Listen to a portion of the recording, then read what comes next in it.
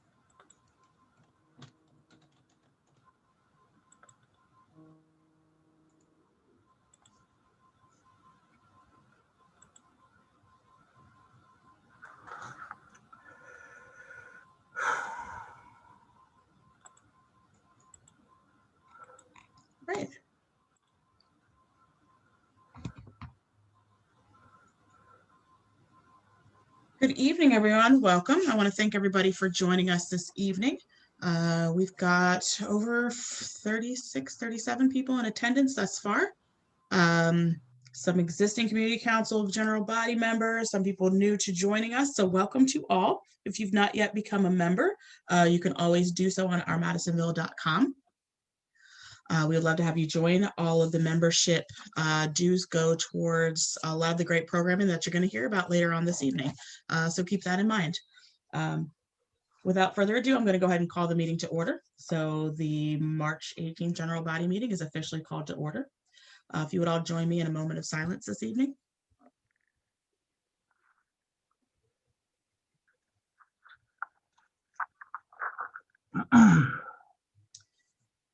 Thank you. And if you would join me in the Pledge of Allegiance.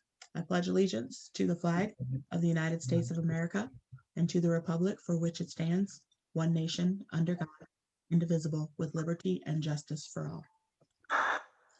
I'm going to turn it over to Amanda Mahaffey, who is our communications chair. Amanda, if you want to go ahead and go over the virtual.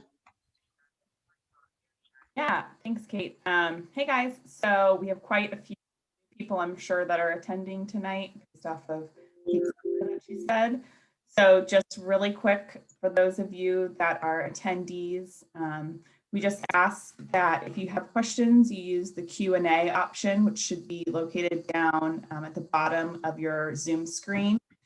You can ask questions there, and we can either reply back to them via the chat, or we can, if it's a question for somebody that's been presenting, we can ask the question live for you. You can also raise your hand if you prefer to ask your question and just verbalize it, or if you just have a comment you'd like to say. Any comments, please just raise your hand to do that. We're not necessarily going to read through the chat to read through everybody's comments out loud. So if you just like to make a comment, please just raise your hand and Kate will maneuver in the background to get you off mute. Sometimes it takes a few tries.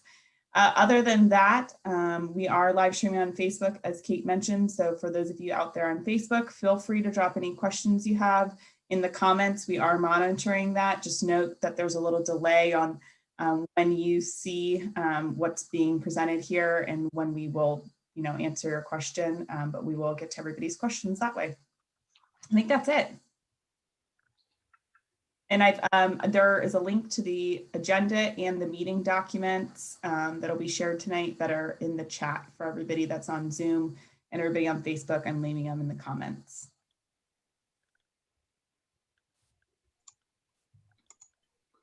Thank you, Amanda. We're going to go ahead and Amanda, was there a treasurer's report that was in the agenda items? Yes, I received both. It's in the link to the meeting documents. If you open that, you can look at that. But January and February are both in there. Perfect. Were there any questions about the treasurer's report? If there are no questions, somebody's raising their hand. If there are no questions about the treasurer's report, we'll go ahead and approve the treasurer's report as presented.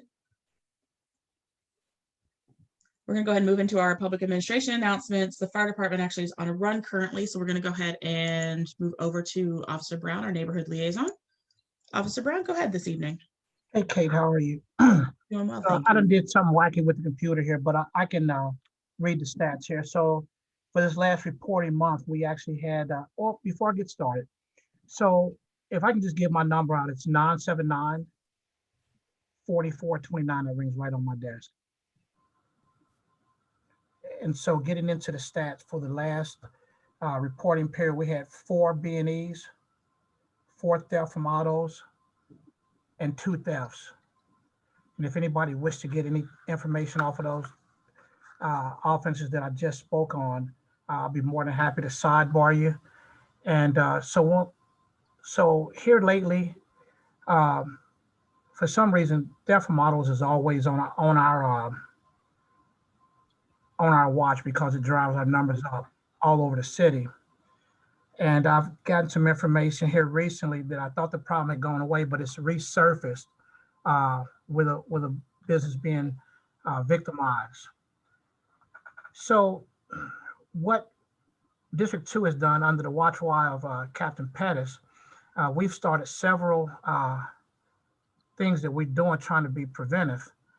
One of those things that we're doing, there's PVO money that's allocated, and she's actually designated some of that money for overtime to deal with theft from autos. Uh, Captain Pettis, along with our Lieutenant Cedar, has also mandated that the NLU office target communities. And what we do with these report cards, we actually go out. If you've seen them on people's windshield, it's a big pink card. And what we do, we actually go out and physically, we take different areas in the communities and we go out and we actually look into the vehicles and see if there's anything that the owners can do to make it better. And by making it better, that means taking away the opportunity. And so what we do is we actually look in your car, make sure your doors are locked. We check to see if you have any visible merchandise that would entice someone to break in. And if you did a good job of that, we leave you a nice thank you for doing a good job. And if you failed, per se, by leaving items out that would entice someone to break in, just as a friendly reminder, we try to keep that out there to say that, hey, be mindful of the things that you're leaving out that would entice someone to break into your car. We also, starting tomorrow, I'm going to do a directed patrol, which will mandate different shifts to give special attention to those targeted areas that we're having problems out of. However, as I spoke on before, it's kind of tough because everybody knows who we are when we drive up if we're just sitting on a lot or we're out doing our thing. But I want to sell the community on the fact that the Cincinnati Police Department is a tool set out to be used by the community. However, I also understand that it's a joint effort between the community and the police department. So everybody's got to do their part. And I'm open for suggestions as to how we get the word out, how we stop people from leaving things in their car, whether you're parked in your driveway, and don't get me wrong, I've done it, but because when we're at home, we think things are, so safe, but that's a good time to really take advantage of people. So if anybody's got some solutions, I'm all ears, and I'd like to talk more about it on a sidebar. But I just think that we have to come together as a team, the police and the community, and we got to just do it better. Just be more conscious about what we leave that's visible in our cars, not locking our cars, just whatever the case may be. With that being said, I'll turn it over to Captain Pettis if she has anything that she wants to elaborate on.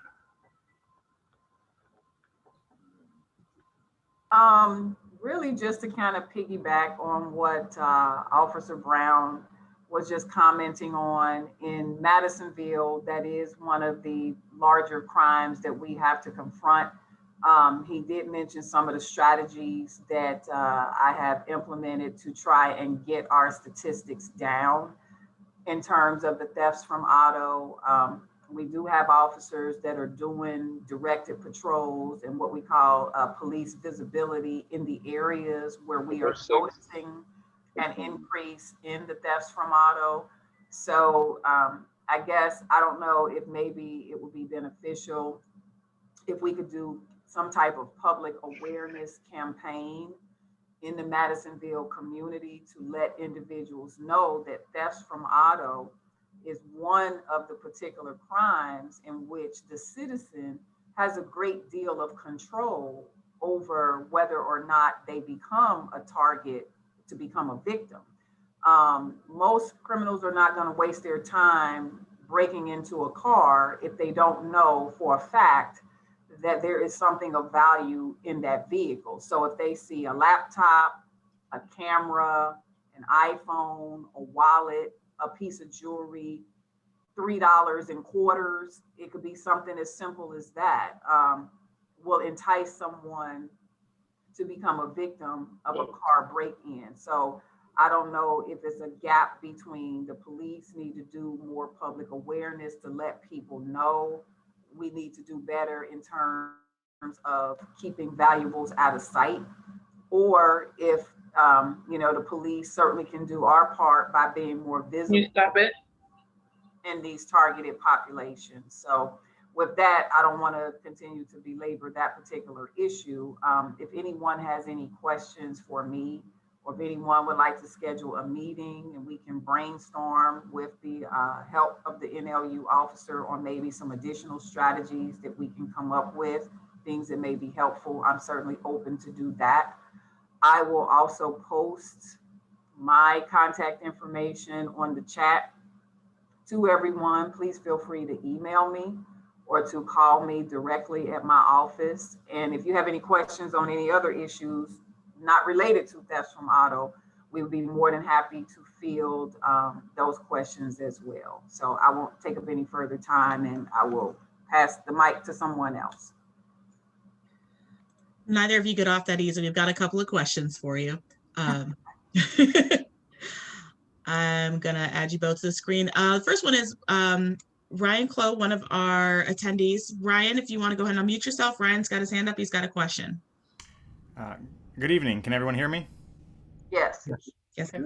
Well, I would very briefly, because I know these meetings can be long, introduce myself. My name is Ryan Clow. I own Dubworks. It's the former Just Saab dealership. I bought the building in 2005 and moved my business Dubworks in 2016. We service Volkswagen and Audi, so we keep cars that are being repaired overnight in our parking lot. And honestly, it's been a wonderful home for us for the past 5 years. I love Madisonville. I love being there. Really, back in November, we had a car broken into, and I mean, I could probably count on one hand the number of issues we had in our parking lot, which I think says a lot, about the community. But whatever's happening, it's not going away, and we have tried. I mean, we've moved cars to different places. I mean, we've been very vigilant about making sure nothing's visible.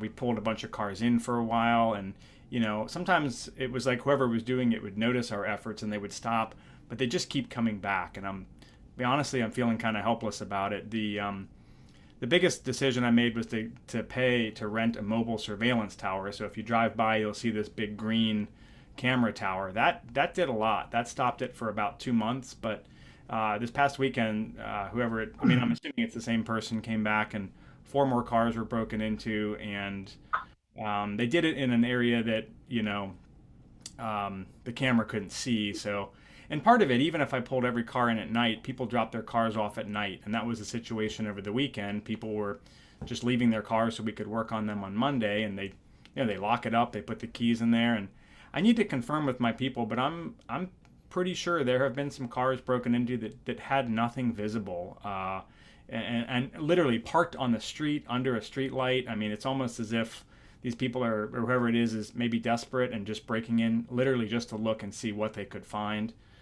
We've had about 13 cars broken into so far, and I don't know. I would just love to be a part of any solution. I'm definitely scratching my head. I mean, I'm looking into cameras and a fence. I'm in the process of a fence, which I had spoken with Kate and a few people about. The code in Madisonville limits the fence to 4 feet high, which I don't think would be maybe enough to prevent somebody from getting in the lot. So I've filed for a variance. It won't be a hearing for another month, but I might like to attend next month's meeting and potentially get a letter of support if that's something that I could get. But yeah, I at the moment, I feel like I can't protect my customers' cars, and it's frustrating. So I'm willing to donate time and money. And I heard what you said about it being a community concern, and I'm part of the community. So I would just love to be included on any communications that are trying to address this problem.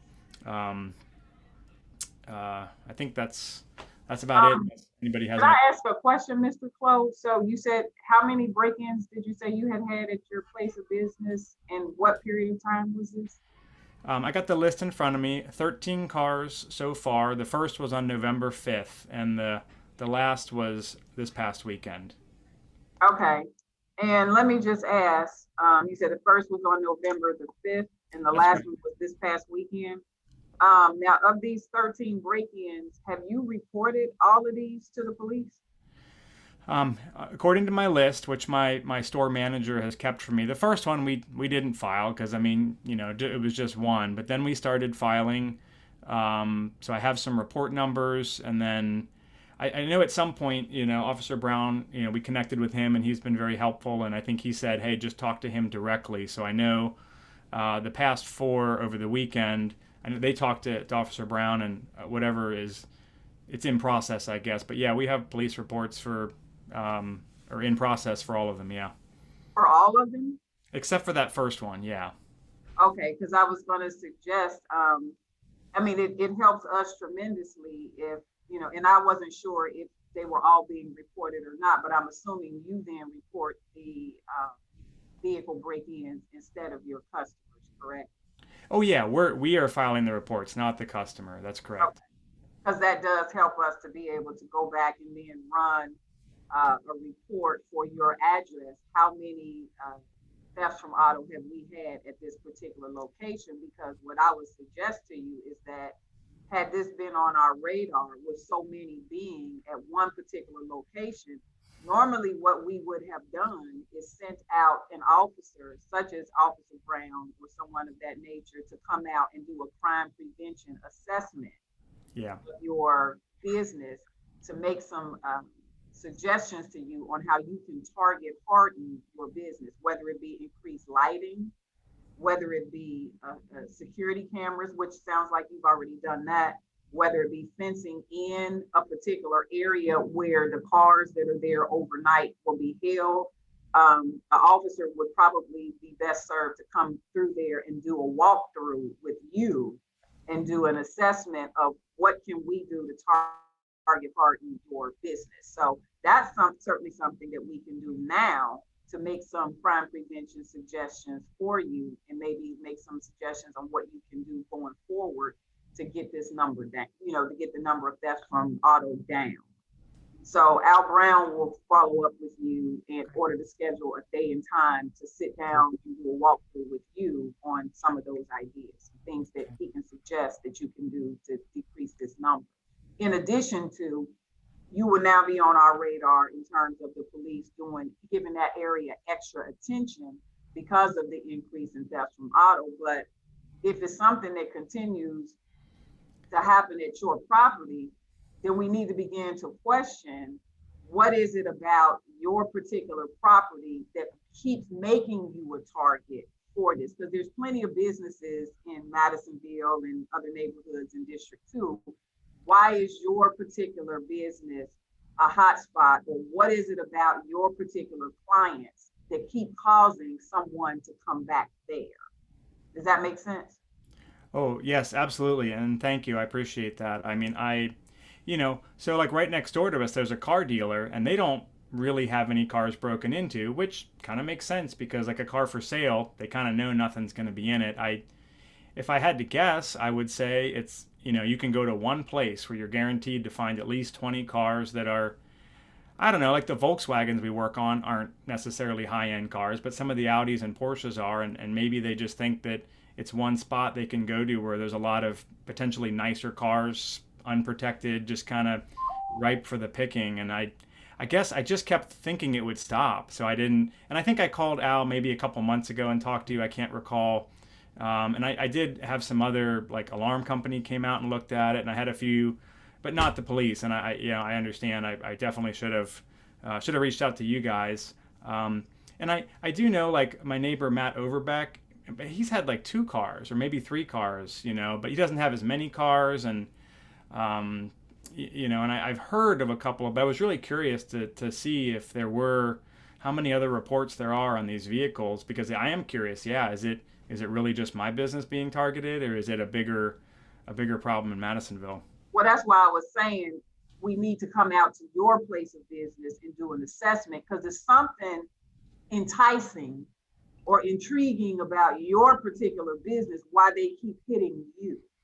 Yeah, it feels that because way. You're not the only business that has a lot of cars parked there. So it's something, what we would do is do an assessment, obviously, but in order to decrease it, we need to come up with a solution to increase the risk that the people who are targeting your business get caught.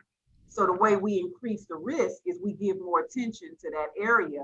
Your surveillance cameras are going to be a big factor in that, because we can actually see and be able to possibly identify if these people are pulling up in a vehicle, maybe get a license plate off the cameras, that type of thing.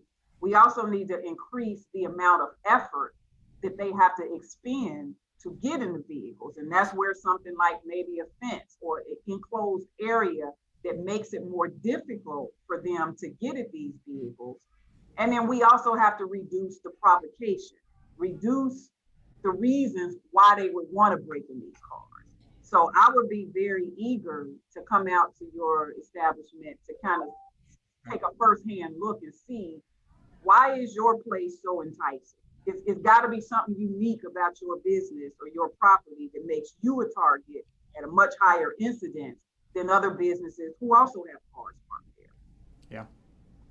So Al Brown, Officer Brown will definitely follow up with you about that and then report back to me. And if it's something that I need to oversee personally, I'm not opposed to doing that as well. But Officer Brown is very thorough and efficient. So I will give him the opportunity to take the lead on that first. Yeah. Well, thank you very much. You're welcome. And just so everyone is aware, I did have a emails back and forth with Ryan. He's going to be coming next month. He's currently working on, he's put in a request for a variance for a fence from 4 foot to 6 foot. So we'll be releasing that information so people can review it ahead of the next month's meeting prior to the zoning hearing. So thanks, Ryan, for coming out and sharing your information. Amanda, were there any questions online before I go to the train question, which I know everybody's asking in their head? There's the train question that's on Facebook, and then there is a question for the captain. I'm just gonna, this is on Facebook, Captain. So we've got, since moving into Madisonville, they've called Metro and CPD about the buses speeding on Chandler. They're saying they've been told that CPD doesn't have resources to do targeted traffic patrol. And they're wondering if this is the case, can the county assist in some way besides Metro cars speeding all around Madisonville like there isn't traffic laws? It's ridiculous. Let me just make sure I understand the question. Was the question about what can be done about buses speeding? It sounds like, yeah, it sounds like they've said that they've called Metro, which I'm assuming that they mean the Metro buses, and CPD about the buses speeding on Chandler. So it sounds like they have an issue with the buses speeding on Chandler. On Chandler. Okay, I'll tell you what we can do. Again, it helps if we know if this has been a pervasive problem. If we have a track record of, like, is there a particular time of day that this is happening? Is it all day? Is it a certain time of day? Because we can definitely follow up with Queen City Metro and find out who the officer, who the bus drivers are that run those routes. And we can do an intervention if that be the case. We can reach out to Metro directly and have a conversation and let them know that complaints are being generated on whoever the driver or drivers are that run that route, but we can't do anything about what we don't know about. This is the first I'm hearing about it. And Al, if you want to add something, you can certainly chime in and do that as well. So if we could get more information, because I actually have a contact with Queen City Metro. He deals with their safety issues. So this would be some information that would be good to pass on to him in reference to the conduct of the drivers if they're acting inappropriate while driving that bus. So if we can get bus numbers and time of day, that will really help me big time when I speak with him in reference to the situation. Okay, I will leave a comment back on his comment and just give him your contact information, Officer Brown, if that's all right. And absolutely, reach out to you and follow up. Absolutely. Thank you. And that is the last comment, Kate, other than the yeah. So everyone's favorite bridge at Madison and Kenwood has seen a lot of increased accident traffic in the last couple of weeks. There have been several questions around what we can do. Officer Brown, you and I have talked about it extensively, but a couple of people brought up the question, are the drivers being questioned? What's the reasoning? Are they giving reasons for why they're not adhering to the signage, not adhering to the height clearances, not recognizing the flashing light that tells you no, stop, don't? There's a lot of people are asking that question the last couple of weeks. So per our conversation, Kate, so anytime a driver is involved in an auto accident, he's going to have contact with a responding officer.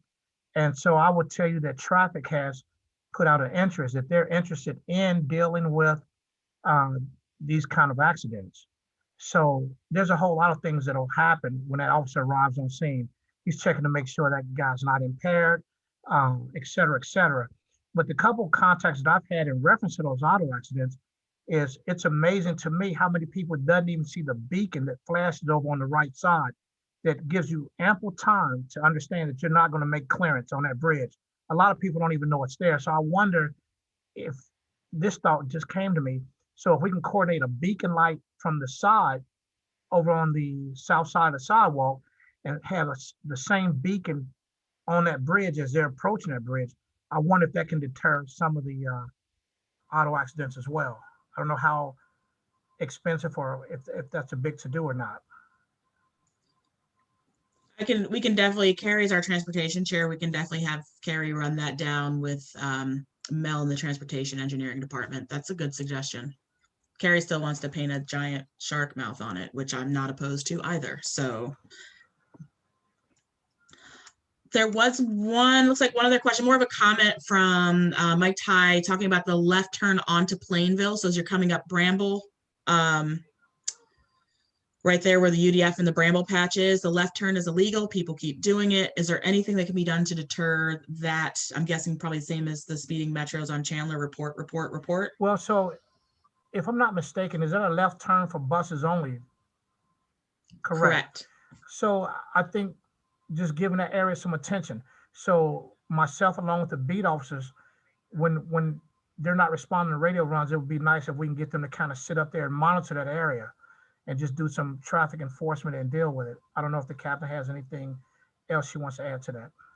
Yeah, actually, we can do a request for our traffic unit. If that's a pervasive problem, they can go up there and do some traffic enforcement. Our motorcycle officers, our traffic unit can go there. And if it's something that you're saying that's a pervasive problem, it's consistently happening, we can give some additional attention to that area from within District 2, meaning we can have our own officers go up there, but I can also reach out to our traffic unit and make a special request for them to give that area some attention and some enforcement efforts as well. And you said that was on making the left turn onto Plainville.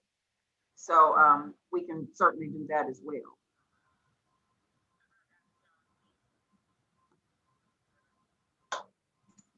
Perfect, thank you. Mike, actually, additional comment, you retired from the state. They had a laser to enforce the height requirements at our scale house, 13 feet 6 inches. Why not have lights and sounds? I'm not opposed to lights and sounds on at that intersection as well. So we'll have Carrie dive into that with transportation. Be a great segue. Carrie's gonna talk a little bit about what's happening with transportation committee later. So Amanda, were there any other questions online? There are not. Sorry, a lot of action. Okay. Well, thank you both for joining us this evening. We appreciate it. And as always, we appreciate all the hard work. Thank you. Thank you. With that, I'm going to turn it over to Ms. Knox from John P. Parker School. Unmute yourself, ma'am. I did. Oh, Can you hear me now? Yes, I can. All righty. Good evening, Madisonville. Hey, Al.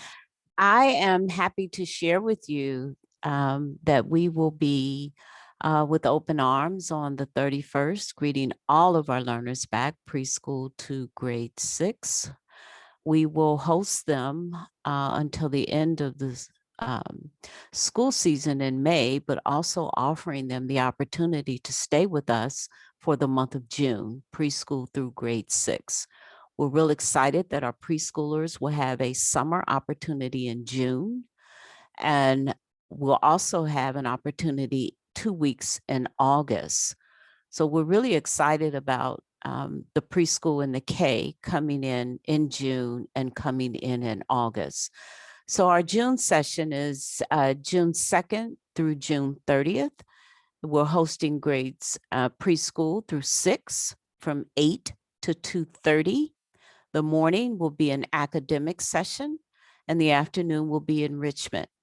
And we are putting together a wonderful collective of activities for our learners to come back together, enjoy. So we expect to hear a lot of laughter on the campus this summer. And that's it that I have for you that I can share right now. Well, thank you, ma'am. That's more than enough. Spring break starts next week. Enjoy your time off. I appreciate it. Thank you, ma'am. You are very welcome. We'll see you soon. All right, be well. Thank you, you too. I'm going to turn it over to our other Miss Pam, Miss Pam Wilder from Schroeder High School. How are I you? am tremendous. Thank you for having me. Hello, everyone. I'm happy to be here. And as Pam mentioned, we are going to be starting 5 days in-person learning. Students do still have the option of staying remote if they would like to and staying with the school. But we are going to do 5 days in-person learning. And then also the Summer Scholars Program we will also be offering. It will be different, of course, for high school because enrichment activities should be different. In fact, we are looking for potential internships, if possible, for our young people to participate in. So if there's anyone online that has that opportunity, I will put my contact information in the chat. And then the other thing that I wanted to mention is, as always, we need tutors. We are looking for math tutors, specifically for 7th graders. We have worked to change our math program into a virtual process. So, and that is up and running. So when I say math, the math that we are working with is still basic math that they missed perhaps in their K through 6 training. So we're talking addition, multiplication, subtraction, some fractions, but basic math. And we do have a program, a training program for tutors. So make sure that you're comfortable sharing with our students. And that's all I have. Are there any questions for me? Are there any questions for Ms. Wilder or Ms. Knox? I forgot to ask there any questions for Ms. Knox. I apologize as well. No questions? Ms. Wilder, you're off the hook as well. Enjoy your spring break. Thank you. And with that, I'm going to turn it over to Principal Krause at Citizens of the World.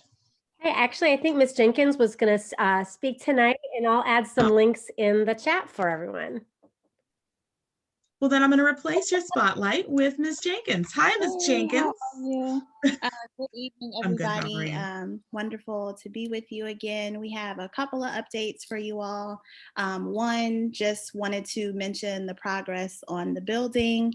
It's going really well on the inside, and we'll be having some landscaping happening pretty soon too. So it's going to look really, really beautiful. Just wanted to be able to share that with you all.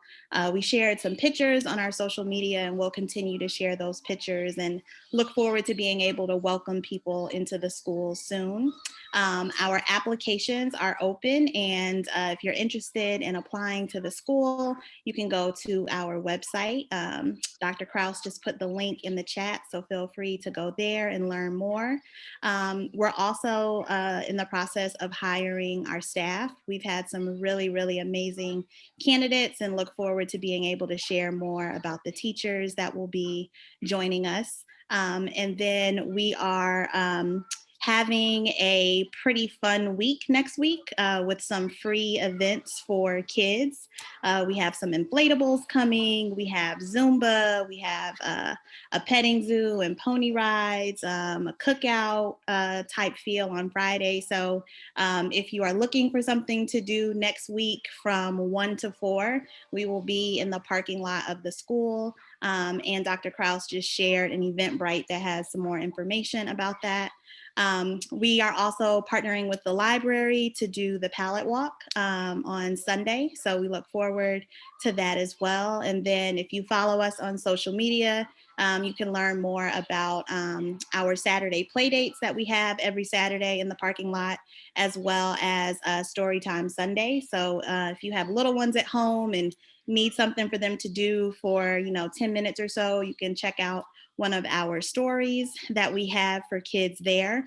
And finally, every Thursday, we have drop-in Zoom conversations. So Dr. Kraus and I are just engaging with anyone who has questions about the school and wants to learn more. It's the same Zoom link every Thursday at 6. And so that link is also in the chat. If you want to learn more about anything, you could always reach out to us and we'd be happy to share more information. Awesome. Thank you very much, ma'am. We appreciate it. Any questions for Ms. Vanity? Online or in the chat, Amanda? I do not see any. Awesome. Well, thank you. You enjoy your spring break too? I hope to see some of you all next week. It'll be a lot of fun. Sounds good. Thank you.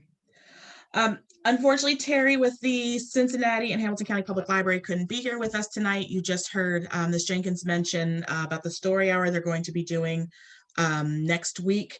They're also going to be doing story hour and some family activities for I Heart Madisonville Day on April 10th as well.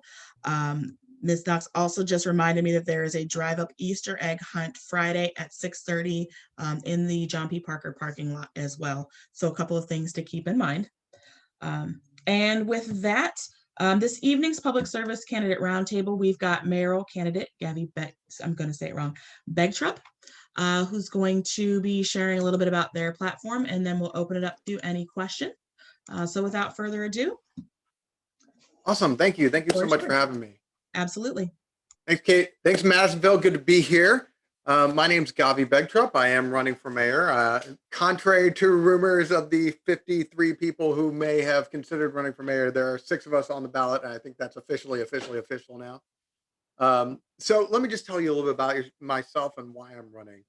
I've got 3 kids. I've got a 7th grader at Walnut. I've got a 3rd grader at Kilgore. I live in Mount Lookout, so one neighborhood over from you.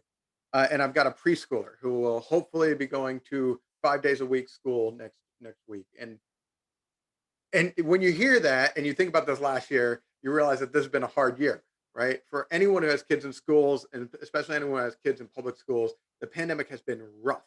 And with my daughter at Walnut Hills and one daughter at Kilgore, and Walnut Hills had a different schedule in Kilgore. And meanwhile, all this time, I'm a small business owner and running a business in the middle of managing kids and all those sorts of things. It's been a hard time. And I think about what Cincinnati's gone through, and I think about the history of Cincinnati and where Cincinnati can go. And quite frankly, I'm concerned about the path we're on. And I think that Cincinnati is not even close to reaching its potential. We're once the 6th largest city in the country. We were a leader on so many things. We have so many cultural icons that still exist, and yet we're not growing. We have the same population we had 100 years ago. We have the same level of corruption we had 100 years ago. And 100 years ago, it took an outsider to come in and clean things up. And I'm afraid we're there again. So a little bit about me. As I said, I'm a small business owner. I'm an entrepreneur. I'm actually a physicist by training. I've been running companies here in Cincinnati for the last decade. Before that, I was the policy advisor for Congresswoman Gabrielle Giffords. So I spent 3 years in the U.S. House working on big policy issues. And when you're working, I know that Congress doesn't have the greatest reputation these days, but we passed a lot of legislation that was under the Obama-Biden administration. And to get anything done in Congress, you had to bring lots of stakeholders together. And I'm not just talking about politics. I'm not just talking about Democrats and Republicans. I'm talking about bringing industry and big companies, small companies, startups, but also interest groups, public interest groups and constituents from your district. And we passed a lot of legislation. I wrote major bills. I wrote a $20 billion budget for NASA, but I've also written checks for my own small business. And I think about what a mayor really needs to be doing is setting a vision for the city and actually have the tools to get it done, but change the culture of corruption in City Hall into a culture of collaboration.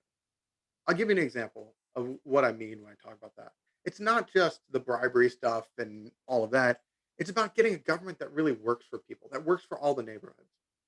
So I was the LSDMC, the board chair of the Spencer Center, the Donald and Marion Spencer Center, which is a magnet school in Walnut Hills, a public school that serves, well, when we opened it, it served nobody. It went from 0 to 350 kids over the first 3 years that I served as chair. And it's an example of what Cincinnati can do when we start breaking down barriers and start serving people. But here's where things got tricky. That school, for 3 years, didn't have a single crosswalk. You had 7-year-olds crossing the street to get to school, and you didn't have a single crosswalk. And we lobbied and we worked with the Walnut Hills Community Council and we worked with our school to write letters and all this. It took 2 years for the city to tell us no. And they did so in a form letter. They said crosswalks are expensive and it's not in the budget. And then they didn't respond to us again. And then in 2019, 8 Cincinnati public school kids got hit by cars walking to school. And then all of a sudden we had a crosswalk. And to me, well beyond the corruption, dealing with bribery and all that, the big scary thing is that we have a government that doesn't react until kids get killed. We have a completely reactive government. We don't have a proactive government. If we had a city hall that understood that public schools, regardless of where you send your kids or even if you have kids, public schools are the route to opportunity for the vast majority of kids in the city. And if we want to combat the 45% child poverty rate, the fact that economic indicators, especially in our minority populations, have not gotten better in 50 years. We got to be taking care of families and investing in neighborhoods. And we need a city hall that's proactive and collaborative because city hall today doesn't work with CPS. It doesn't work with the county. Sorry, I can only call Whoa, one. apparently Siri thought I said Siri. Anyway, so my last point here is to do all of that, we have to restore trust in our city hall. And I'm sure there'll be questions about this issue, but we have a problem with trust in our development system, which is why I'm running the only clean campaign in the race. I'm not taking any money from developers. I'm not taking any money from corporate PACs that have business in front of the city. I'm doing that not because I'm anti-development or pro-development. It's because all of us deserve to know that there's no ulterior motives. We deserve to know that City Hall's working for us. And I'll tell you, when I talk to developers, because I still talk to developers, I want to hear from them. They're an important part of our fabric of our city. They are extremely excited that I'm talking to them because I want to hear what they have to say, not because I have my hand out asking for money. So I'm running the Only Clean campaign. I'll be the first directly elected mayor with kids in public schools. And I believe that if we work together and build a vision for an inclusive, growing city, that we can do great things and we can start becoming a mid-sized city that's growing like all of our comparison cities are across the country. And I mean that economically, raising the minimum wage and connecting all the things that make our city work. You'll hear a lot about affordable housing. And I always make the point that affordable housing means kids grow up in stable homes. Growing up in a stable home means they'll do better in school. Doing better in school means they'll have better opportunity in life. But we can't have affordable housing without having good public transportation, because if you can't get to work, it's not affordable. We can't have affordable housing and still have neighborhoods in the city that has the greatest public supermarket chain in the country. We have food deserts, right? You can't have a complete neighborhood if you don't have access to groceries, access to work, access to school. So that's what I'm running on. That's why I'm running, because I want my kids to grow up in a city and live in a city that has opportunities for everybody. So with that, I would love to hear questions from you. What's on your mind, what you want to see from a mayor of the future of our city. Thank you. We do have a couple of questions. Renika, I did see that you had your hand up, so if you still want to ask your question, just throw your hand back up and I'll call on you because I saw the hand went down. Mike asked, council does not respond, especially to communities like Madisonville, which I might add is third in jobs and income behind downtown Central Business District in Clifton, UC. We are losing the only discount grocery store, yet not perfect, but we own the city, so reach out. So more of a comment than a question. All right. Thanks. I'll just say, since you're talking about reaching out, if you go to votegavi.com, which is my website, you can reach out to me. You can, if you want to help spread the word, but also if you just want to send me a note and I'll put my personal contact information here in the chat. Yeah, I'll just comment on the general spirit of that, which is we have, for the last decade or two, we've focused very heavily on a couple neighborhoods. And there's merit to that. There's merit to rebuilding downtown, getting more business and things down there. But it's time to start looking outside of downtown. Time to start looking at neighborhoods across the city. And we need policies that actually work across the city. We have some really dumb policies. And I say that because I mean, they're not smart policies. I'll give you an example. Tax abatements in the city for residential properties really were created to spur investment in communities that weren't developing, right? And just from an economic policy perspective, I'll say you want every dollar of the taxpayers' money to go into something that we believe in as a public good, and never spend a dollar more than you need. So why I say that is right now, if you tear down a house in Hyde Park and you build a McMansion, you get a tax abatement. And when your neighbor gets a tax abatement, you're paying their taxes. That's all there's to it, right? We're all paying their taxes. And I don't think we need to incentivize that in Hyde Park. Not because I have anything against Hyde Park, right? It's the next neighborhood over. But because they don't need incentives to do development there. We need incentives across the city in neighborhoods that haven't had the revitalization. But we need to do that smartly. So not only can we change our abatement process, but we also could start having policies that make sure that we have development without displacement. Because right now, no one complains that the house next to them gets fixed up and sold. What they complain about is that house now has a higher value and your taxes go up, and then we push legacy residents out of the city or out of their neighborhood. There are ways to solve that. We could freeze real estate taxes so that no one gets hurt by a rising tide.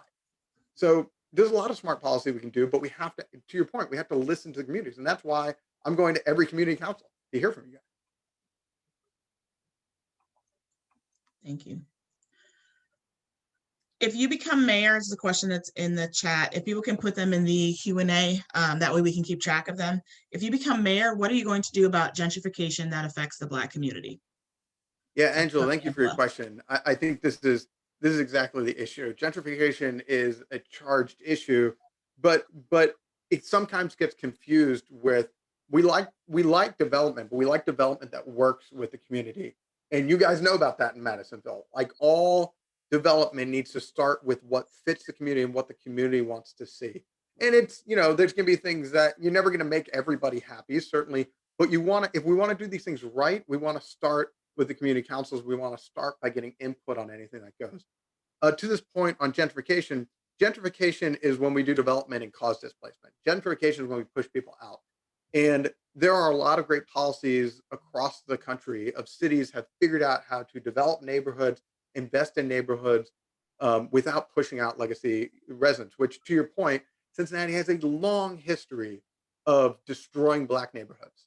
I mean, if you look at the development downtown, when we brought the interstate through 75 and then 71, what we did was tear up Black neighborhoods and cut right through them. I mean, we displaced like 30,000 predominantly Black residents in Kenyon Bar, right, which became Queensgate, which has nobody in it. And that's terrible policy. But I'll tell you a little bit more.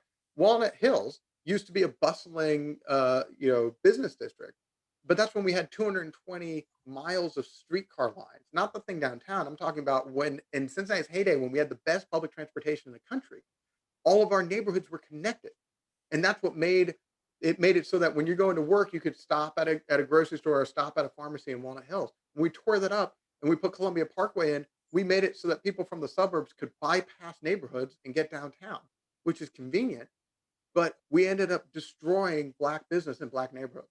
So it's not just about development, it's about thinking about the interconnectivity of what happens to neighborhoods when you do these things. If we want to address the inequality in incomes, the best thing you can do is invest in small businesses in those neighborhoods. If you want to invest in young Black men and women, you should invest in making it easier for Black-owned businesses to grow. Black-owned businesses shuttered at twice the rate of white-owned businesses in this pandemic. I'm a small business person. It's all about what the city and the state and the Fed, but what the city can do to make it easier to build a business here so that you can create jobs and keep people in the community.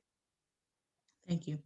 Just to follow up on that, and then I'll go back to your question, Anna, but just to follow up on that, Alex asked, would you consider the development in Madisonville gentrification? So I think, as I said, gentrification is a charged term. I mean, to the degree to the degree that the development in Madisonville has the potential of pushing legacy residents out, it will have the effect of gentrification. I think what we need to be looking at, and hopefully it's not too late, is how do we protect people and let everybody gain from the development that's happening. It's too late to move back, right? It's too late to start over. But what we really want to do is make sure that people don't get pushed out. And as mayor, I'll be pushing policies that make sure that that doesn't happen. That development starts with the communities and protects the people that are already in the city, because we in the neighborhoods, because we want everybody to be able to take part of the development that's happening. Right? That's the difference between good development and bad development. Good development rises a tide for everybody. Bad development floods the neighborhood. Thank you. Anna asks, sidewalks in Madisonville need to be repaired in many places, but to do so, the private resident needs to hire a contractor or pay the city to fix it. Not every resident has the resources to do that. If mayor, how would you make our neighborhoods more accessible for all? That's a really good question. Walkable neighborhoods are a big deal. I mean, you heard me talking um, about Walnut Hills and what we did with the Spencer Center there.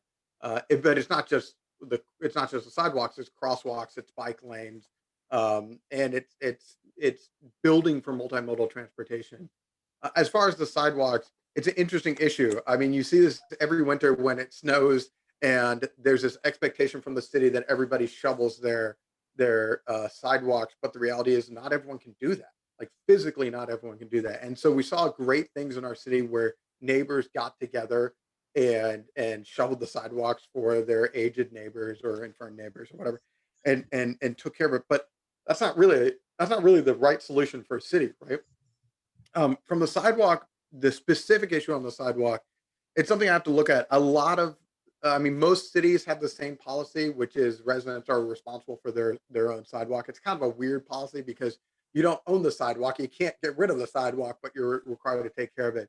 I'll look into policy. It's a great question. I'll go look into policy and what other cities have done to address that, because one of the cool things is we don't have to reinvent the wheel. We can go find what other smart cities have done. So I'm happy to follow up with that. Hopefully, when I come back next month, I'll have something to say on it. Thank you. Alex, it looks like you were starting to type another question. Did you just want to, I'm going to throw Alex on the, how would you address parking and development? So it's a broad question. So we need to look at zoning across the city, because there's a lot of, we need more affordable housing, and I don't just mean low income housing. I mean, we need affordable housing at every level. I think you all have heard by now that we have 28,000. There's a shortage of 28,000 units for low income housing. But the reality is, I mean, unless you have $500,000 or $1 million, there's a shortage of housing at every level in our market. We need to be building, and that's great because that means that Cincinnati is growing, and that's part of the process. But we need to be building. We need to be building more homes, and parts of Cincinnati will become more dense. Which, by the way, when I talk about the city growing, keep in mind that there are 310,000 people who live in the city of Cincinnati. In the 50s, there were 500,000. So we are much smaller than we used to be. So sometimes people say to me, well, why do I want the city growing? It's like, well, you want the city growing because it's part and parcel to higher wages and better economic opportunities, right? Businesses need more talented workforce. People move to the city, they start businesses grow, they hire more people in the city, et cetera. So to the point on parking, one of the challenges is going to become there has to be more multifamily housing. We have to figure out how to do that. There was more of that in the past. One of the things I'm also looking at is business districts and housing above the business. That's something that used to exist in our city and used to exist all over the East Coast, the older part of the country, where families or multiple apartments would live above the storefront. It's something that today we don't do very much. I'd like to look at fixing that. From a parking perspective, I believe that if you look at where the future of transportation is going, we're going to have fewer cars in the future, not more. So we do have to, obviously, with every development deal, you have to figure out parking. You have to think about that because otherwise the streets get clogged up and everything. But at the same time, I want us to be thinking, if I'm fortunate enough to be elected in November, well, first, you got to vote for me on May 4th. But if I'm fortunate enough to be elected in November and then reelected in 4 years, the next 8 years, basically the 2020s, will be building towards a vision of a growing Cincinnati. And a lot of it's going to be back to the previous question, how do we invest more and more on multimodal transportation to reconnect all the neighborhoods so people need fewer cars? Because in fact, I'm not advocating this on a personal perspective, but all of the forecasts for the future say the next generation is not as interested in owning cars. The next question seems to be about gun violence. Yeah, so this is a very sad fact of Cincinnati in 2020 in the pandemic. We had the highest rate of gun violence and the highest rate of homicides, nearly 100 homicides in Cincinnati last year, which is more than we've ever had in the past. And I've heard people say, "Well, sure, but the pandemic led to people being around each other more or something," and they'll hand wave and say, "Maybe this makes sense." It doesn't make sense, and in fact, most cities didn't see that. So something's wrong. Now, I will tell you, personally, I have been affected by gun violence. My boss and mentor, Gavi was shot in a mass shooting in Tucson in 2011 when I was working for her. 3 of my coworkers were shot. One of them was killed, and that's something I think about every day. I believe we are all victims of gun violence because even if you've never been in a shooting or had a close personal friend or loved one in a shooting, the reality is every life that is cut short is a loss for our community. So we have to do something about it. And I've fought. I spoke on Fountain Square with Moms Demand Action. I have fought for common sense gun legislation at the federal level. Universal background checks are something that 95% of voters agree with. So it blows my mind that we have not done more on that. But the question is, what can the city do? And what's become pretty clear is that the city's hands are tied pretty well on what we can do on direct gun legislation.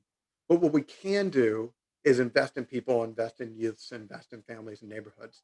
Because when people are more connected in their neighborhood, when we have a more vibrant neighborhood, and when young people have more activities and opportunities, they're less likely to get engaged in violence. And not that all violence comes from young people, but the point is, the best thing the city can do is have the city investing in neighborhoods, revitalizing neighborhoods, investing in schools, investing in mental health at schools. Trying to get access to mental health is incredibly challenging in our city, and in the school system is incredibly hard.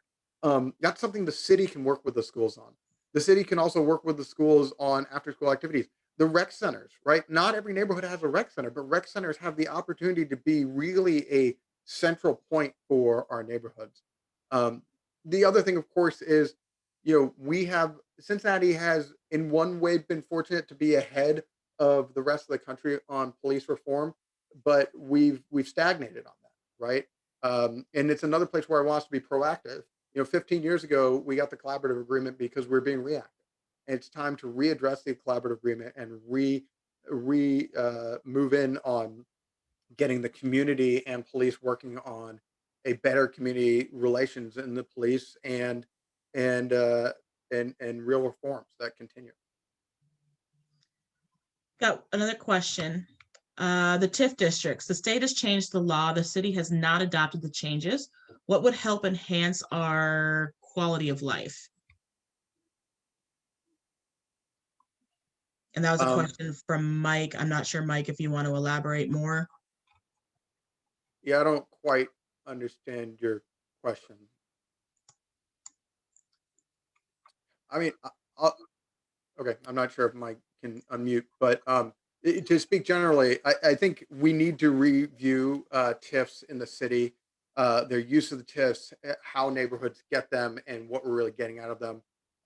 It's an issue I'm going to be digging deeply into because I hear about it a lot. Obviously, there's a great opportunity for economic development through these TIFs, but there's also the question of where's the money go, and are we really getting what we need out of it? As far as I'm not entirely sure I'll have to look into the changes between the state and the city, and if we're out of compliance, that's a good point to bring up. Okay. There was a lot of questions. Amanda, were there any other questions online? There's one about the two Cincinnatis. There are two Cincinnatis. One is growing and vibrant. The other is left behind, that is poverty-stricken, drugs and crime, and they will soon disappear. Are they referring to Black people? I'm not sure who's referencing the two. Okay. So the two Cincinnatis, that comes from a 2015 report by, I believe, the Urban League, though I could be mistaken on that. And yeah, I mean, like, let's not use coded language. The reality is what they meant by the two Cincinnatis was broadly along racial lines. But the reality is it's not just race. I mean, the reality is we have neighborhoods that have been invested in and neighborhoods that haven't. And some of that, it falls cleanly along race lines, but others don't. I mean, there's a lot of there's a lot of old school Cincinnati thinking where people assume that neighborhoods are a certain way or not, which isn't right. I mean, there's this assumption that, like, oh, the West Side's all white and Catholic, and it's like, well, that's really not true. I mean, that's not true anymore. And so that's not everything is broken along racial lines. But here's the thing: Cincinnati still suffers from the sins of our past. When we did redlining for decades, we created entire neighborhoods. Bond Hill became a 95% African American community because the policies at the state and federal level, pushed Black people out of their neighborhoods and would not sell them houses, right? And we stopped doing that on the books, and we patted ourselves on the back and said, "Oh, we got rid of redlining." But the reality is, we have not corrected that. So Bond Hill is still a neighborhood that doesn't have a grocery store, that doesn't have good bus transportation, doesn't have a lot of local jobs, and has been left behind, right? And when we talk about two Cincinnatis, I think a lot of it refers, the first place I saw it was this report, but it really comes to the fact that we invest in the shiny pieces of Cincinnati, and we continue to leave behind neighborhoods that we've divested from, we've disconnected from, and left to their own devices. And if we want to address child poverty, if we want to address infant mortality, if we want the whole city rising, our whole campaign is about equitable growth, about the city growing, but it growing for everyone. We have to start reaching into those neighborhoods and connecting them and helping them out. I think there was one more question, which was, why don't white communities get gentrified? Why is it just Black communities? It's systemic disparities. I mean, look, that's totally true, right? I mean, the reality is Cincinnati has done this for centuries. We have gone into Black communities and we have torn them apart and then redeveloped them. And we've called that progress. And what's better is to go into Black communities and say, how can we help? And where can we invest? And how can we take what's great about your community and grow it? And it takes just a completely different vision. And the Proverbs tell us that where there is no vision, the people perish. I believe we need a vision for a city that is growing, in which everybody is moving up. And that requires a very different approach. It requires a different approach from policy. It requires a different approach from leadership. And that's why I'm running. Well, that was a lot of questions. That was a lot of questions. Thank you. I love it. You answered all of them. Amanda, were there any other questions online? I just saw one pop in the Q&A, I think.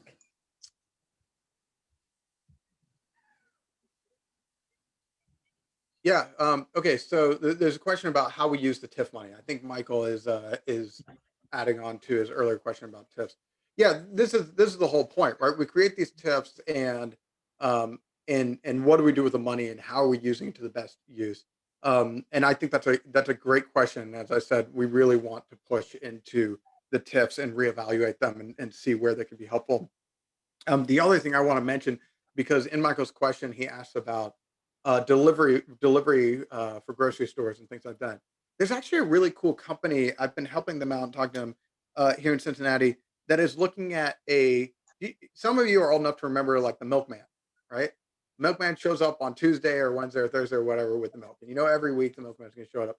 And there's a company here in Cincinnati that's been looking at changing grocery delivery to become really, really efficient. So you're paying the same price as you would otherwise, but making it so that your neighborhoods and community would be getting a grocery delivery. The truck would show up and you would get all the groceries you order and everything, which is one of the kind of hybrid ways of looking at, you know, brick and mortar, big brick and mortar Kroger stores are not the only way to bring quality groceries to communities. And so I think we can be creative, and that's one of the fun things is that Cincinnati like has been a very innovative over the centuries, and we can be really innovative about some things. Economically won't make sense, right? The businesses will say we're not going to do this, and so we either incent them or we come up with new ways of delivering services. And that's something you know, as a guy who's run startups for the last decade, I'm very excited about ways we can bring new services into Cincinnati. Excellent. Well, thank you, Gabby, for joining us this evening. I'm going to let you have the last word. I'm going to ask you in one word, describe your campaign.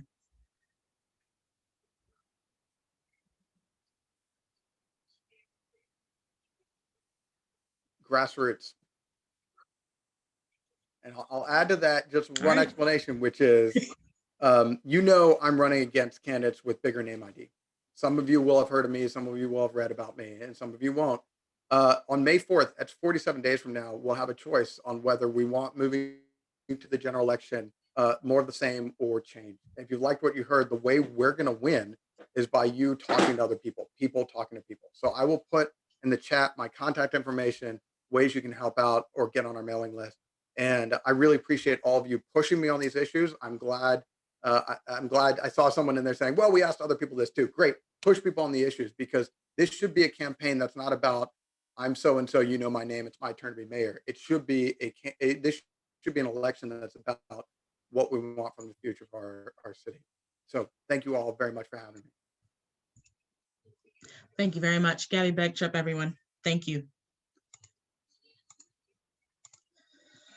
All right, that moves us into our president's report. Before I go into the happenings and things that I'm aware of here in Madisonville and that are affecting the city, I'm going to take this time and actually share the floor with Romaine Jones and Lenora Godfrey of New Life Temple. This year marks 50 years of service for New Life Temple. I want to apologize. I used a lowercase L on the agenda. My sincere apologies. But they're going to share what's been going on and what they've got coming up this year. I think that marks a remarkable milestone in service. If you've never had the chance to visit New Life Temple, I would highly recommend that you do so. A couple of years ago, we honored Pastor Godfrey for his remarkable years of service. He is sorely missed. But with that, I'm going to turn over the floor.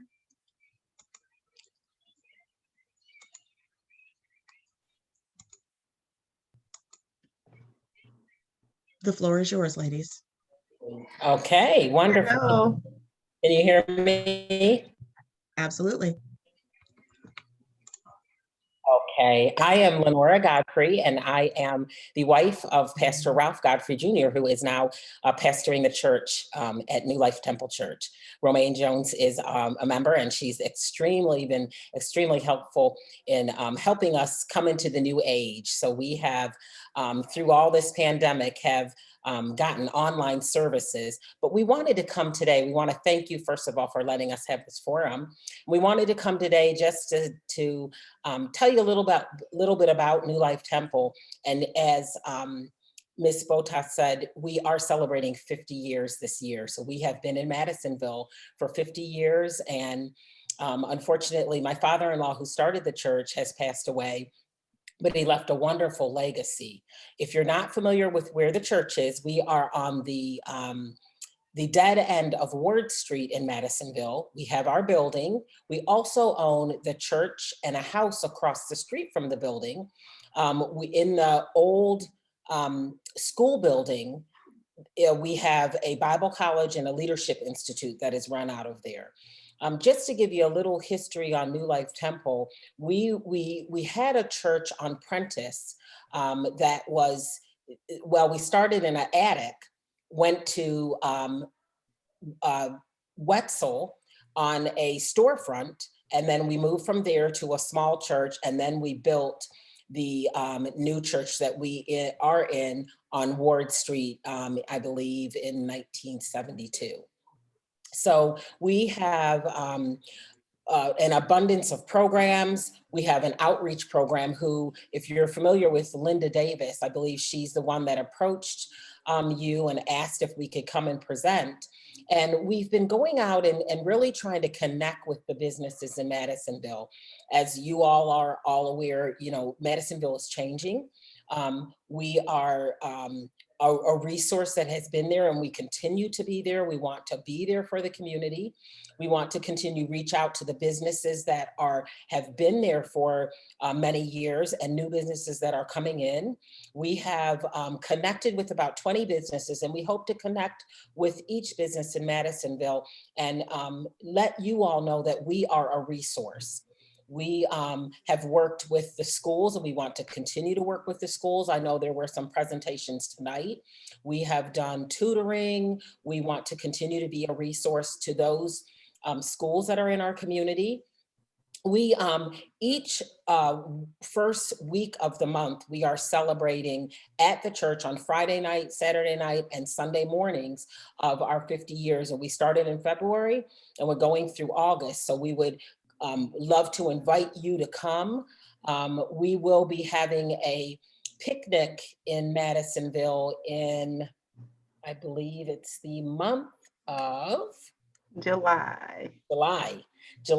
And on Saturday, July 18th from 1 to 5 p.m., we will be having a picnic on our grounds. We hope to have petting zoo. We hope to have food trucks. We're having a huge tent, and we just invite you to come over and stop by and see us. We are celebrating from now until August and our 50 years, and we just love for you to join us. You can also join us. We will be having a gala celebration in August. I don't have the date, but in August, we'll be having our gala celebration at the Summit Hotel in Madisonville, and we'd love for you to join us for a minimal cost. But we just wanted to come tonight and really just let you know that we are here and we're here for the community. We would be available to come back at any time, available to connect with you all. I will put our church information in the chat so that you're familiar with our worship times are 10 o'clock on Sundays. I'll put information about our anniversary. I also wanted to let you know we work very closely with the city and we are going to be a vaccination site on Wednesday, the 24th of March. And I will put that information. There is a registration link. So if anybody knows of anybody who wants a vaccine and has not been able to find registry, we will be a site on Wednesday, March 24th, right at our church. Any questions or Romaine, did I miss anything? No, you covered everything. We just, our goal was to let you all know that what we are doing in the community and to also make you aware we are actually we are moving really fast in the media. We see that with COVID, there was a lot of changes. So we're really growing at a fast pace. So if you know anyone or if anyone's on here that would love to come and volunteer or help when it comes to the media, editing, filming, we're growing so fast that we need more assistance. So I just wanted to throw that out there. Thank you. There is a question. Alex says, nice to meet you. Can you provide your volunteer coordinator so we can engage your congregation in our community efforts? Alex is a vital part of our beautification committee, and they've done a lot of work these past several years. So I know we're always looking to get the community engaged. So if you've got a volunteer coordinator, if you want to connect them, that would be amazing. Yes. Yeah, we will. Absolutely. Thank you so much. You're welcome. Amanda, were there any questions online? There are none for you guys. All right, well, ladies, again, thank you for joining us this evening. Thank you for sharing your service, your talents with the community, and congratulations on 50 years. We look forward to the next couple of months. Thank you. You're welcome. Thank you.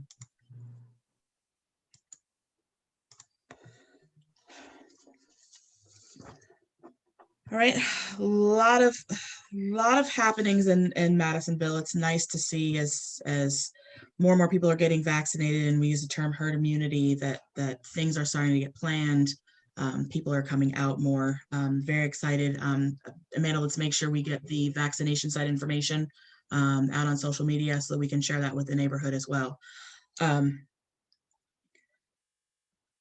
In terms of upcoming events, I don't want to steal Amanda's thunder. We've got the newsletter coming out, should be out the first week in April for the community. That will go out to all of our community households. Stephanie's got some a unique opportunity for the Arts, Parks and Recreation Committee in conjunction with iHeart Madisonville. iHeart Madisonville, again, is going to be April 10th. We're going to be sharing that information here in the coming weeks. We've got some great partners that are going to be having some small socially distanced size events throughout the neighborhood. The focus is really getting back to the basics, getting back out, enjoying everything that Madisonville has to offer, whether it's just hanging out in the park, whether it's visiting any of our businesses, whether it's just walking and enjoying everything that we have to offer. There's going to be a coffee walk. There's going to be a beautification cleanup. We're going to be doing our parks planning kickoff at Bramble that afternoon. So a lot of things going on. I'm going to turn the floor over to Stephanie. She's going to give a quick Arts and Recs report. Stephanie, the floor is yours. Hello. So I'll be brief. A lot of fun things going on this summer or just this year for the Arts and Parks Department. We are going to, starting in May, do a Cinema Saturday series where we will have Reels on Wheels. It's really hard to say. They're going to be coming the second Saturday of every month starting May 8th. And what that will look like is a movie at Bramble Park. We will have signups available for families to grab a spot. It will be capped so that we can keep a socially distanced event and keep it safe for everybody. But we will do 2 showings so that a lot of people can get their chance to see it. It's going to be really fun. We're also going to be doing Tuesdays at the Park. Kate, I'm sorry, I've got a family. Can you come back to me? We'll come back to you.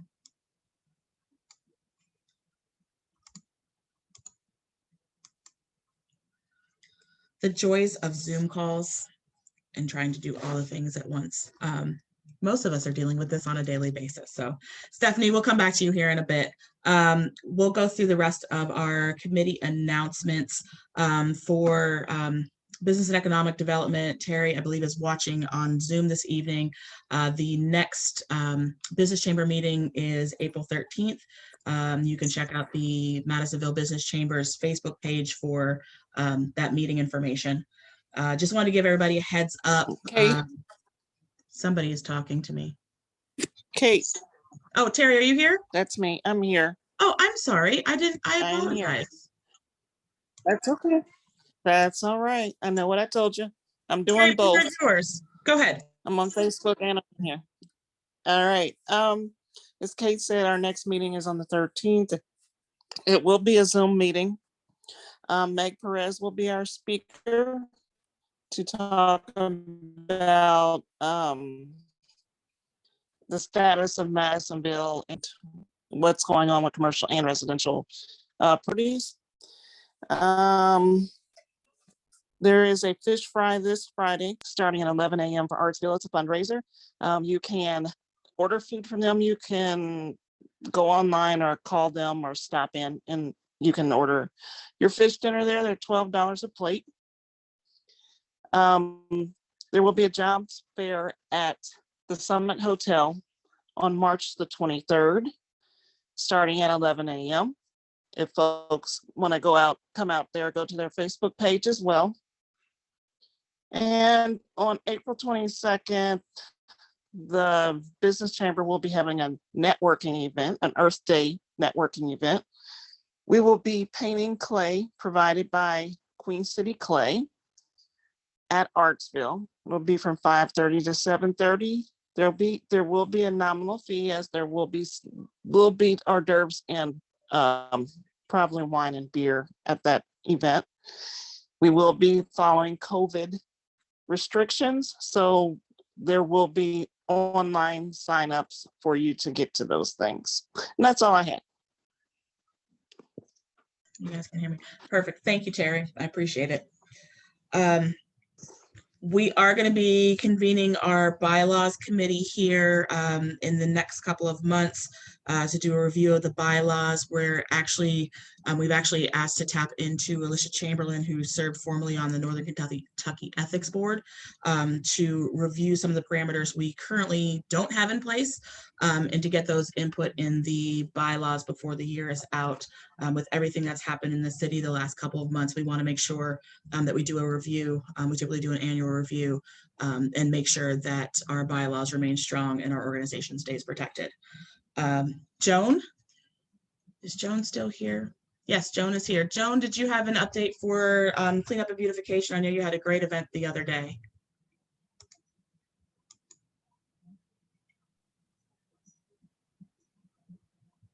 Okay. Hi, everybody. Can you hear me okay, Kate? We can hardly hear you.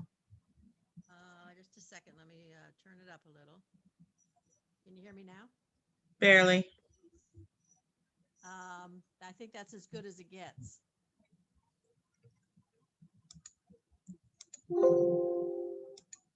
I want to thank everybody who came out for the litter challenge.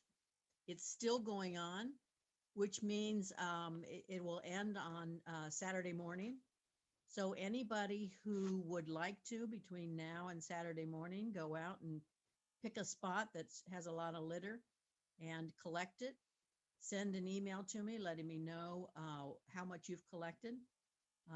And I'll publish the results, or actually Amanda will publish the results for me on how much we collected over this past week. I do have buckets and trash pickers and gloves at my house, which is 6702 Palmetto, right at the corner of Palmetto and Blaney. And it's all out on the porch, so you can walk on up and help yourself to whatever tools you need, courtesy of the Cincinnati Tool Bank, and then drop them back off later when you're finished with your cleanup. We will have our regular monthly meetings on the first Wednesday of each month at 6 o'clock. We'll be via Zoom for now, but eventually we'd like to move outside when it gets nice and warm and have a socially distanced meeting outside. So if you're interested at all in joining our committee or coming to some committee meetings, just send me an email. My email address, well, you can send it to beautification@ourmadisonville.com. On April 10th, Saturday, April 10th, which is also the I Heart Madisonville Day, Beautification Committee will be doing a cleanup. Probably will be working on the common area planting sites like the Murray Triangle, the Erie Median, the Chess Parks. And so anybody who would like to join us in that would be great. In addition to that, committee member Alex Smith has arranged a cleanup with UC students. And we're hoping to use the students to, I'm sorry, this is with a group from Keep Cincinnati Beautiful, not UC students. And we hope to maybe clean up the strip along Tompkins. So we'll keep things, have Amanda post further information as we get it. And we would love to have a lot of people come out. We plan to have monthly cleanups the second or third Saturday of each month from 9:30 to 12:30. You don't have to join our committee to join us in the cleanups. If you're interested, just again, send an email to me, beautification@ourmadisonville.com, and I'll keep you informed of the cleanups that are happening. We are going to have a curb appeal contest this year. We did last year too, although, yeah, we did last year as well. Nominations will be due by June 18th. You'll see more about that in the newsletter. We also plan to have a garden tour. We haven't had a garden tour for quite a few years. Last year, we're planning to do so, and then COVID hit. If you are interested in having your yard considered to be a stop on the tour, Again, send your email to beautification@ourmadisonville.com. The date for the garden tool will be Sunday, June 27th. I think that's about it for now.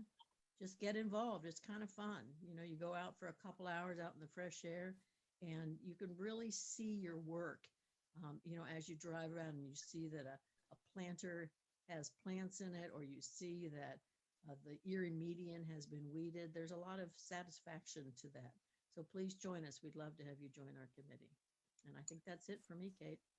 Thanks, Joan. Ann, you had a question? I did, Kate. Thank you so much. Joan, y'all do a wonderful job. Our community looks beautiful thanks to you all. So thank you. There is a tremendous amount of trash on Med-Pace Way. On the school side, John P. Parker's school side of Med-Pace Way. That's the little cut through, you know, from Red Bank over to Madison Road. Yeah. I'd be happy to do it, but there are cars that zoom through there. Is that something that we as a community are responsible for? Is Med-Pace responsible for it? Is the city? Do you know? I would say that all of the above. A Med-Pace Way, I don't think has any obligation to be responsible for a city street, but I know that Med-Pace is a pretty good neighborhood partner. And if I bring it to their attention, they may well be willing to send some employees out to clean it up. So I'll be sure to do that.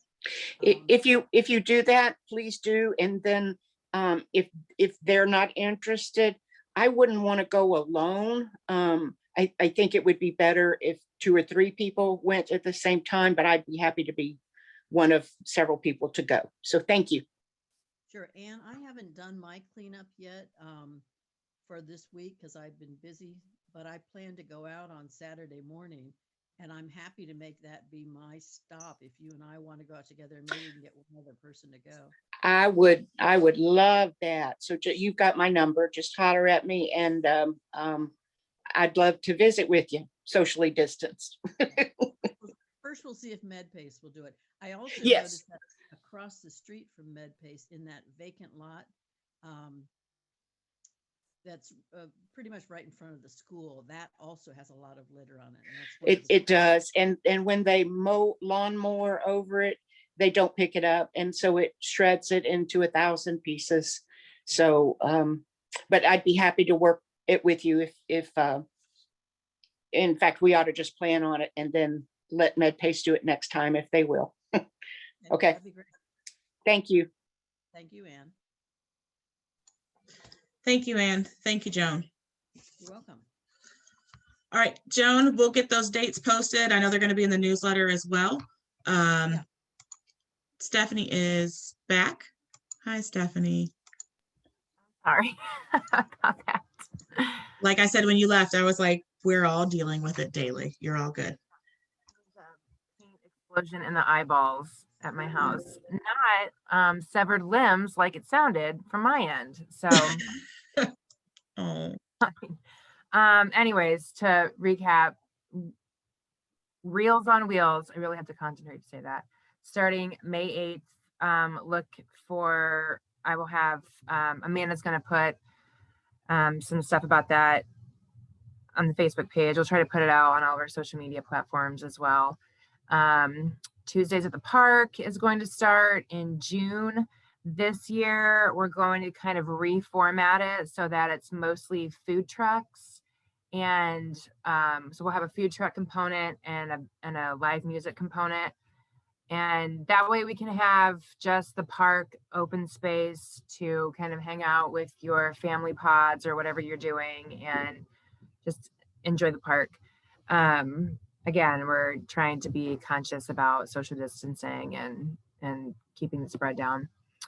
I do want to formally do an ask for money. I would like to order pins. There's a local Madisonville business called Pop Rockets. and they do everything from clothing to enamel pins to stationery to t-shirts, things like that.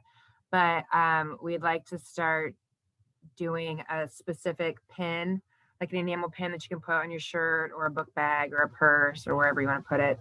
That will say, it will have a Madisonville specific design to it that we have, that they have designed for us for the Arts and Parks Department and the Madisonville Community Council. These are pins that we want to put in swag bags or even have to sell at the Tuesday at the Park. Perhaps you'll get one with a membership. And so it's going to be $214 total for all of the pins. And can I please have some money?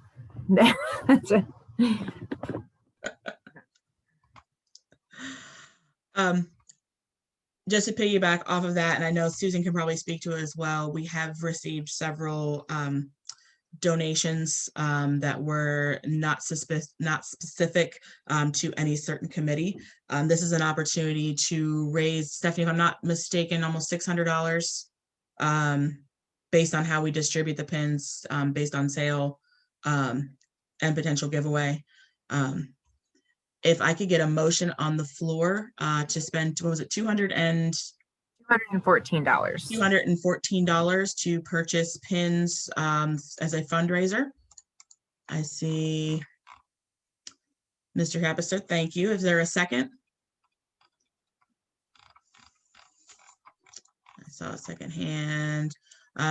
We'll go with Miss April. We'll open it up for discussion. I'm going to put everybody's hands down.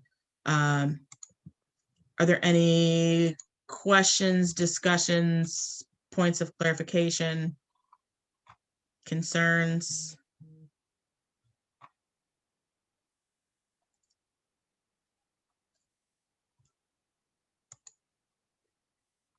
Kat, to answer your question, how do we see the motions as participants? It's literally people raising their hands.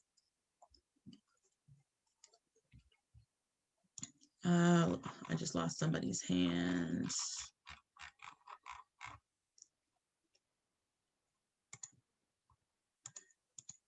Mr. Tim, you had a question this evening?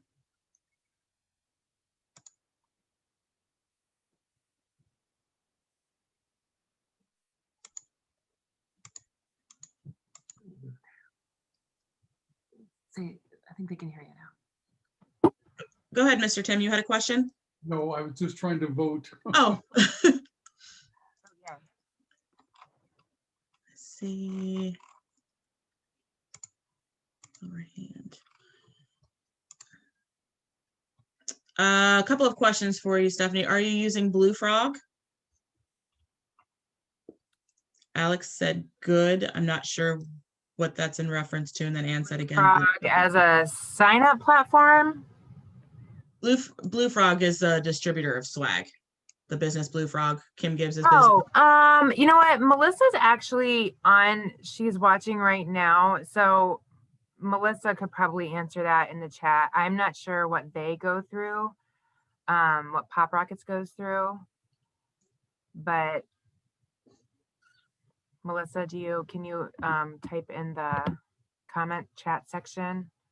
Hi, Melissa. Melissa, do you want to answer questions?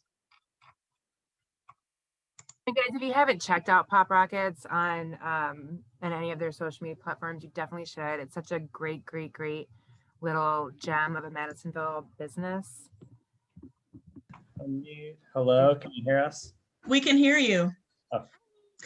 Hi. Hello. So this is not with Blue Frog. We produce our pins with a production partner of our own. So, but yeah, so we are a local business in Madisonville. We work out of our home. Yeah, we don't have a storefront, but we both are photography and design business, and we have our own line of fun, like collectible kitschy accessories. But we design for other people too. And yes. we've gotten to know this is Stephanie. how we jumped on this project for Stephanie and for the Madisonville Community Council. We actually designed a pin for Flourish Grounds for their grand opening. So a huge hit too, everybody. Swipe those up. Their pins are great. And they actually, I think they did our Madisonville, the Bid? MCC pin. Did you do that one? Yes. Yeah. Which is forthcoming. Wait, which, what? What? So yes, keep an eye out for Business their chamber pin. pin. We did the pins for the business chamber. Yeah. Yeah. That's what it was. In the I Heart Madisonville days. So that's what we're talking about right now. Yep. Thanks, guys. And then I see that they put their oh no, my battery's running low. So let me wrap up real quick before my computer shuts off. Also wanted to let you know, and Carrie can also probably piggyback off this when he does his presentation, that the trail cleanup in Bramble Park is underway through the hard work of the Little Duck Creek Task Force. And the people there have been getting volunteers to kind of mulch, do new stairs up to the Murray Trail. I know that a lot of people have been excited to have those two access points join each other. They will be coming back, Carrie said this week, next week, sometime soon, to finish that project up. So if you haven't been aware of the new trail system that went into Bramble Park, that's something that you'll be able to utilize like really soon. And other than that, if you want to come to a Arts and Parks meeting, they're really fun and informative. It's a great way to get involved. It's fun doing these Tuesdays at the parks, and a lot of the things that we're going to be doing this summer. We meet the first Monday of every month. I would really love to see more people come. Right now we're averaging, like, it's me and Kate and Carrie and maybe one other person, which I love one other person, but I'd love to have more than that. So if you're looking for a way to kind of get involved in Madisonville, but in, you know, a fun, artistic, parky wrecky kind of way, hit us up first Monday of the month at 7 o'clock. And I'm done. I'm going to stop you because we do need to vote. We actually still have an open vote going, or an open question. If there were no other specific questions about the PIN fundraiser, I'm going to go ahead and launch the poll. We'll have to figure out how many people are actually members that are voting.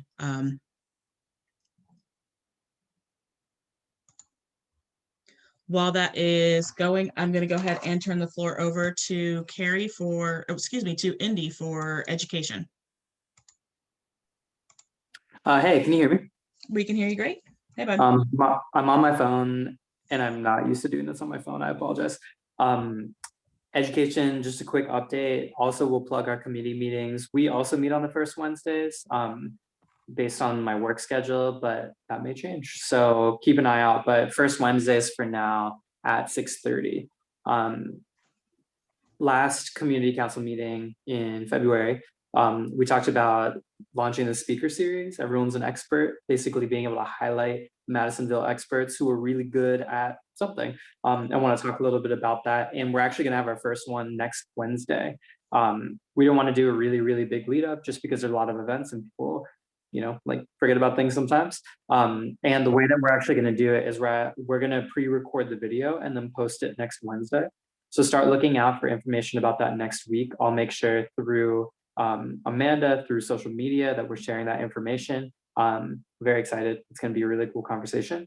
And as always, with anything school related, or if you're interested in participating in this, we are shooting for every 2 weeks or so.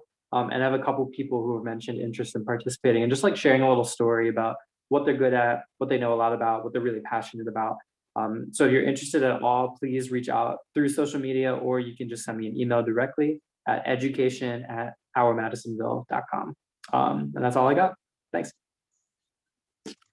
Thank you, Andy. I'm going to turn it over to Carrie with transportation. I'm just kind of jumping around today. Hey, Carrie. You got a lot going on. Yeah, right.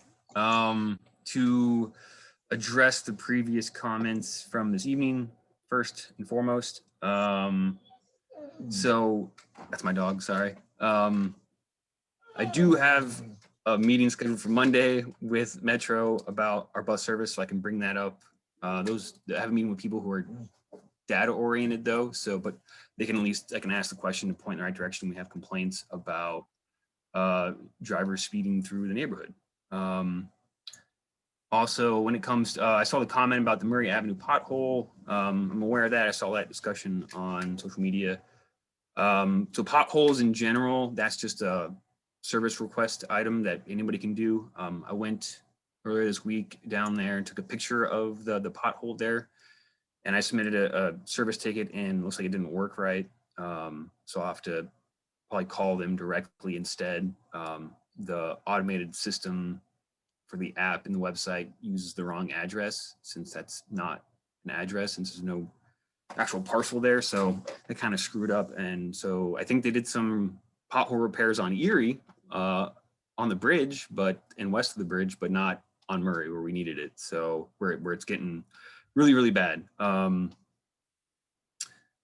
the bridge, I have dug into that to try to see other ideas, to kind of brainstorm initial ideas on other kind of ways to mitigate that. And I've seen some interesting ideas around the country where there have been some troubling low bridges. I haven't really found anything that's worked. That's just kind of part of people are just not going to pay attention. I have noticed that pretty much almost every single truck that I've ever seen is like a box truck. So that's not somebody who has a commercial driver's license. So that seems to be an interesting pattern. The cement truck that just hit, that probably did have a CDL. So that's like kind of gives you an idea of who's hitting the bridge and who isn't, and it's not professional drivers. But it is very serious because we got bus stops there. So you got Pocket Park. You've got Mad Llama there. So I mean, it's only a matter of time before a serious injury occurs, right? As well as how annoying it is for that major kind of intersection to be completely disrupted. I did find one idea in Texas where it was a curtain, kind of a chain curtain that people would hit. So I need to find out if that has actually worked for them or not. But that cost them $24,000. So that would be a relatively large project. And as well as any kind of lights, probably any more lights probably would. The current sign, just to be clear, is on both sides of the bridge, and it is laser triggered, and it immediately turns the signal to red at the intersection. So just so everyone knows. So that's when these accidents happen, if you see them, when these collisions happen, if it doesn't trigger, that's definitely something to let me know. That should be an easy fix. We need to make sure that it does trigger. The current system does trigger. But that's something that we can go into more detail next week in my first meeting. Other business. So yeah, I have, as I mentioned, I have a meeting on Monday with some Metro planners. Kind of my original idea to talk to them about what is our popular bus stops. That way we can, as a community, have an informed decisions about future bus stops, as well as when Metro is going to start rolling out better bus stops and shelters. That way we can make sure we can actually already know ahead of time which ones should be getting those, as well as just any kind of future opportunities that may come up or any conflicts. Another thing that I want to talk to them about is how the specifics of bus routing. Since we don't have a grocer or pharmacist in the neighborhood, the bus routes that we currently have that go through the neighborhood, they go by those facilities, but they don't go up to them. And so that's just not something that's going to be effective for anyone to use, basically. So that's kind of a question of how that works, how that decision gets made. And to confirm, we're supposed to be getting 2 more bus routes that will serve the community as part of reinventing Metro in the coming years. And so I just want to confirm that that's still an option, and how get more information about how that could potentially help the neighborhood with access. But if you have any other questions for Metro or feedback about the stops, let me know. Transportation@rmassville.com. We'd love to hear some feedback from bus riders. So it'd be really great to hear that information. I've also reached out to some of the institutions over at Madison and Camargo because of us trying to get a crosswalk put on Blasey there. So I already had a meeting with the Waldorf High School, which is really great. Had a lot of great information and confirmation of kind of the ideas. A lot of positive feedback about it because they actually walk across the street to use the School of Rocks facilities as overflow. So that's kind of like great to get that kind of aspect, that perspective. But I'm always, she gave me some more people to contact, so that's great. But if anybody who lives in that section of the neighborhood, I'd love to hear, what kind of concerns you have about access, because we do have, it's a lot of good opportunity, right, to kind of stitch the neighborhood back together instead of letting Madison Road kind of divide and kind of create like a little pocket community that by itself. So any kind of feedback, any observations that you have about that area, that intersection, I'd love to hear from you. We posted this on social media, but Metro is fare free this weekend. So today, tomorrow, and Saturday, the entire network has no fare. That was a grant from ODOT to help facilitate with the Centos Center's vaccination site. I do know, I did see that the vaccination site itself is fully booked. So that's unfortunate, but the idea is that the whole network is fare free, covered for the whole weekend. That way, wherever you're at in Hamilton County, you can have the ability to use the bus to get there. And it also covers the access paratransit service as well, not just the buses. Metro also is piloting some new ticket scanners because right now you can buy a ticket on your phone through the transit app, and then you have to physically show it to the bus driver. And so you might see that on some of the buses, which are not just there for a test pilot, because eventually you'll be able to scan your phone. And that way that's less work on the bus driver and a lot easier and faster for riders. So just be aware of that. Could be on buses. And next week I'll post about fare changes that are coming up for Metro. It's kind of a mixed bag. So that starts on April 4th. So we'll publish that out on social media so everybody knows. The fare is going from $1.75 to $2, which is unfortunate. But the good news is that the zone transfer fee is going away because there won't be zones anymore, which is kind of important for us since we're at the edge of the city. So if you take a bus to another part of the county, you're not going to be charged transfer fee. And they are moving to more digital payment methods. So the paper transfer will not be an option anymore. If people are still physically getting paper transfers between routes, that won't be a thing anymore, but they are starting to implement free transfers. So if so I'll post more about that later, but there's a couple of changes, and the whole idea is that now we have a countywide system, formal countywide system. So we have a formal countywide fare payment. So I think that's everything. So my first meeting is next Thursday.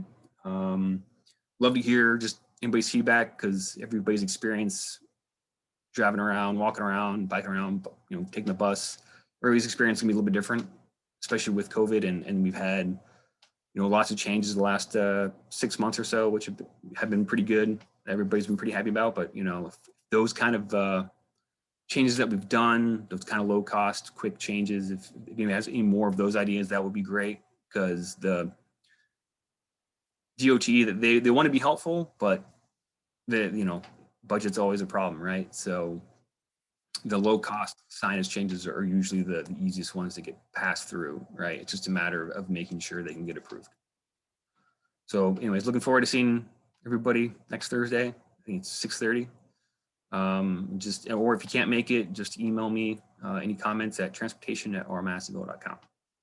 Thanks. Awesome. Thanks, Carrie. There was one comment. Mike said, Carrie, thanks, you're doing a great service. If Blasey at Kenwood Railroad overpass is not working, then double up again, lights, bells, whistles, and tried over the overpass, talking about the Kenwood Bridge. But he said, again, thanks for all you do. Also, just to make sure that you caught what we were talking about earlier with the left turn on Plainville from Bramble. So keep that one on your radar. They appreciate great work thus far. I've seen a lot of comments and suggestions and things on Nextdoor and on social media about transportation issues in Madisonville. Carrie, when's your next meeting again? Say it one more time so that we make sure we get lots of people to attend. Thursday, March 25th. Next Thursday, March 25th at 6:30. Awesome, thank you. Appreciate it. Hey, real quick, Kate, All we right. did have one question for Carrie that just came in over Facebook. Oh, sure. So this was on Facebook and I just lost it. Okay, there it is. They'd like to know if there's anything that can be done to put more bus stops in Madisonville. Do you know of any way to do that, Carrie? Yes, that's definitely something I can talk to them about on Monday. I do know that when it comes to just transit in general, there is, it's like a double-edged sword, if you will, kind of a give and take between the number of bus stops and the distances between them. Because if you have too many bus stops, then the bus will stop more often and it will be inefficient when it runs. You know, it'll take longer for it to get to all of its destinations, right? So I'll have to confirm what their goal is. I'm pretty sure there's like a distance metric that they use for how far apart the stop should be to help kind of balance that, you know, because if you have very few bus stops, then it runs very much faster, but then how are people going to get to the bus stop, right? So I know they are aware of that and they try to balance it. But if there's a specific spot that you think there should be a bus stop, then definitely let me know and I can send it up and inquire. Or if you think one should be moved as well, if it's in an inconvenient spot, that's also good to know.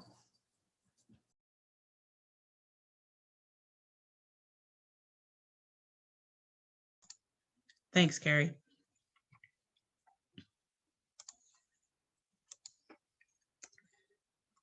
Alrighty, making sure. One more update. Janet wasn't able to be here this evening. We had a really good conversation earlier today and last week. So be on the lookout in the newsletter. We're going to start doing some really cool throwbacks to history, if you will. In addition, this summer, as we get out and start doing a little bit more social distancing, be on the lookout. We're going to be doing a series of Madisonville history tours. We're going to try to get one out there each month during the summer months when we can actually get out and it's warm and social distancing. We'll do those all the way up through the end of October, finishing up with our haunted Madisonville tour.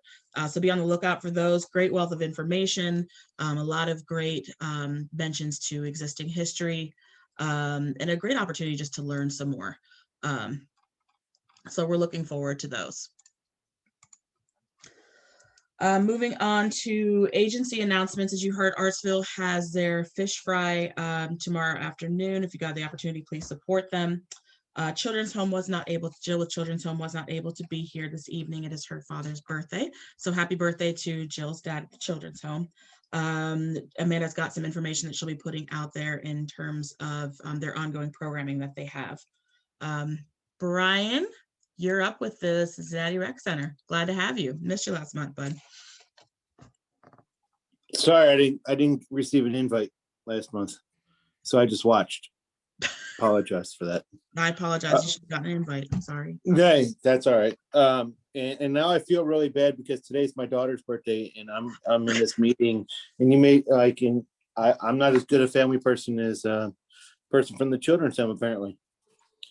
But we are doing awesome here.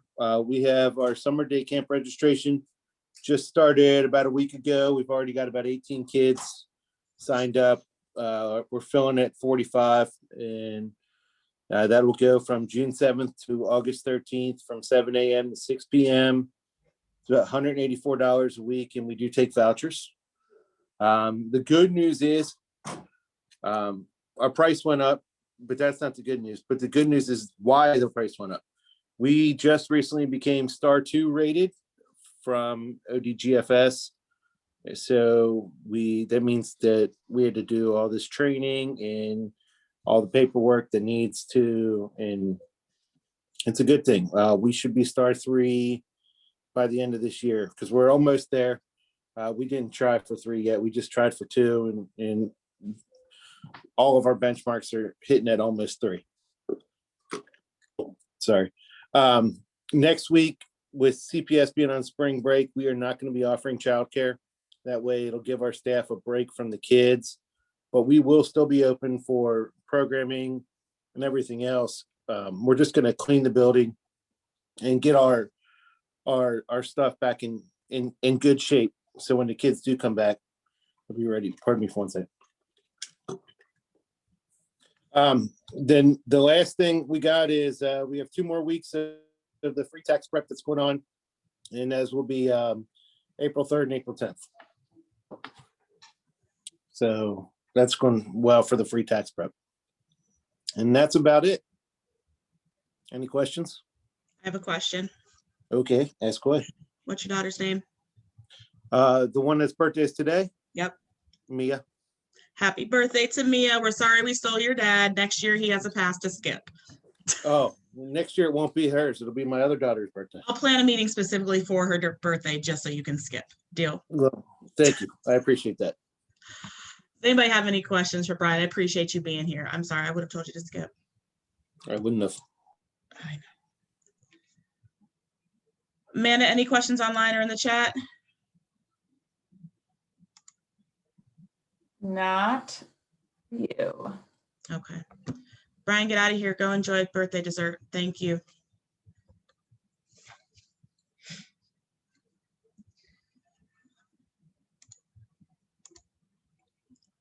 Alan is on baby duty from Groundworks, Ohio River Valley. Alan has a 10-month-old beautiful little girl named Edith. So he also got a pass. It's family night tonight for everybody. Trying to get you guys out of here as quickly as possible.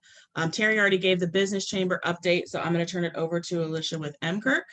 Alicia, the floor is yours. All right. Just want to remind everybody that on Sunday the 28th from 3 to 6 p.m. we're going to have our first Madisonville Art Walk. There's going to be a bunch of businesses that are participating. There's going to be artists held at the businesses. This is a way to support our local artists and also support our businesses. Hopefully you might visit a couple businesses you normally wouldn't have because an artist you're interested in seeing is there. That's kind of the goal of this, just get some foot traffic. Everybody's going to be following protocols. We'll make sure to keep everybody safe. Information about that is going to be coming out. I think something might have been released today. If not, it's going to be coming out tomorrow.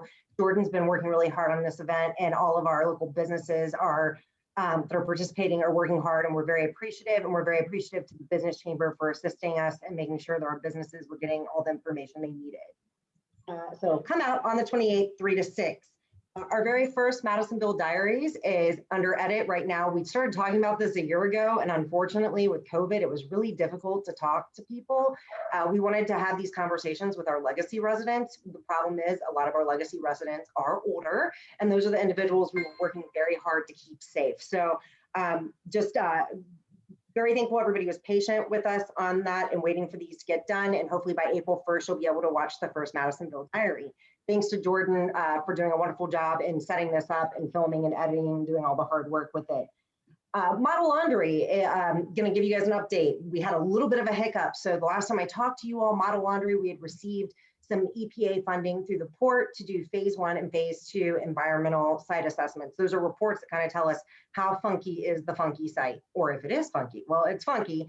Turns out that the last time we had these site assessments done, that we knew there was a certain level of contamination on the site. Those tests expire, so no, MKirk's not wasting money. We're doing what the federal government makes us do, which is after so many years, you have to redo these tests. And in a very strange series of events, some new stuff kind of showed up in our testing. Because of that, some additional testing has to be done because we need to make sure that we know everything that's happening on the site. The more we know, the better chance we have to obtain funding to clean the site up and then engage with you all as a community to make sure we are redeveloping the site to its best end use and to something that you all want to see.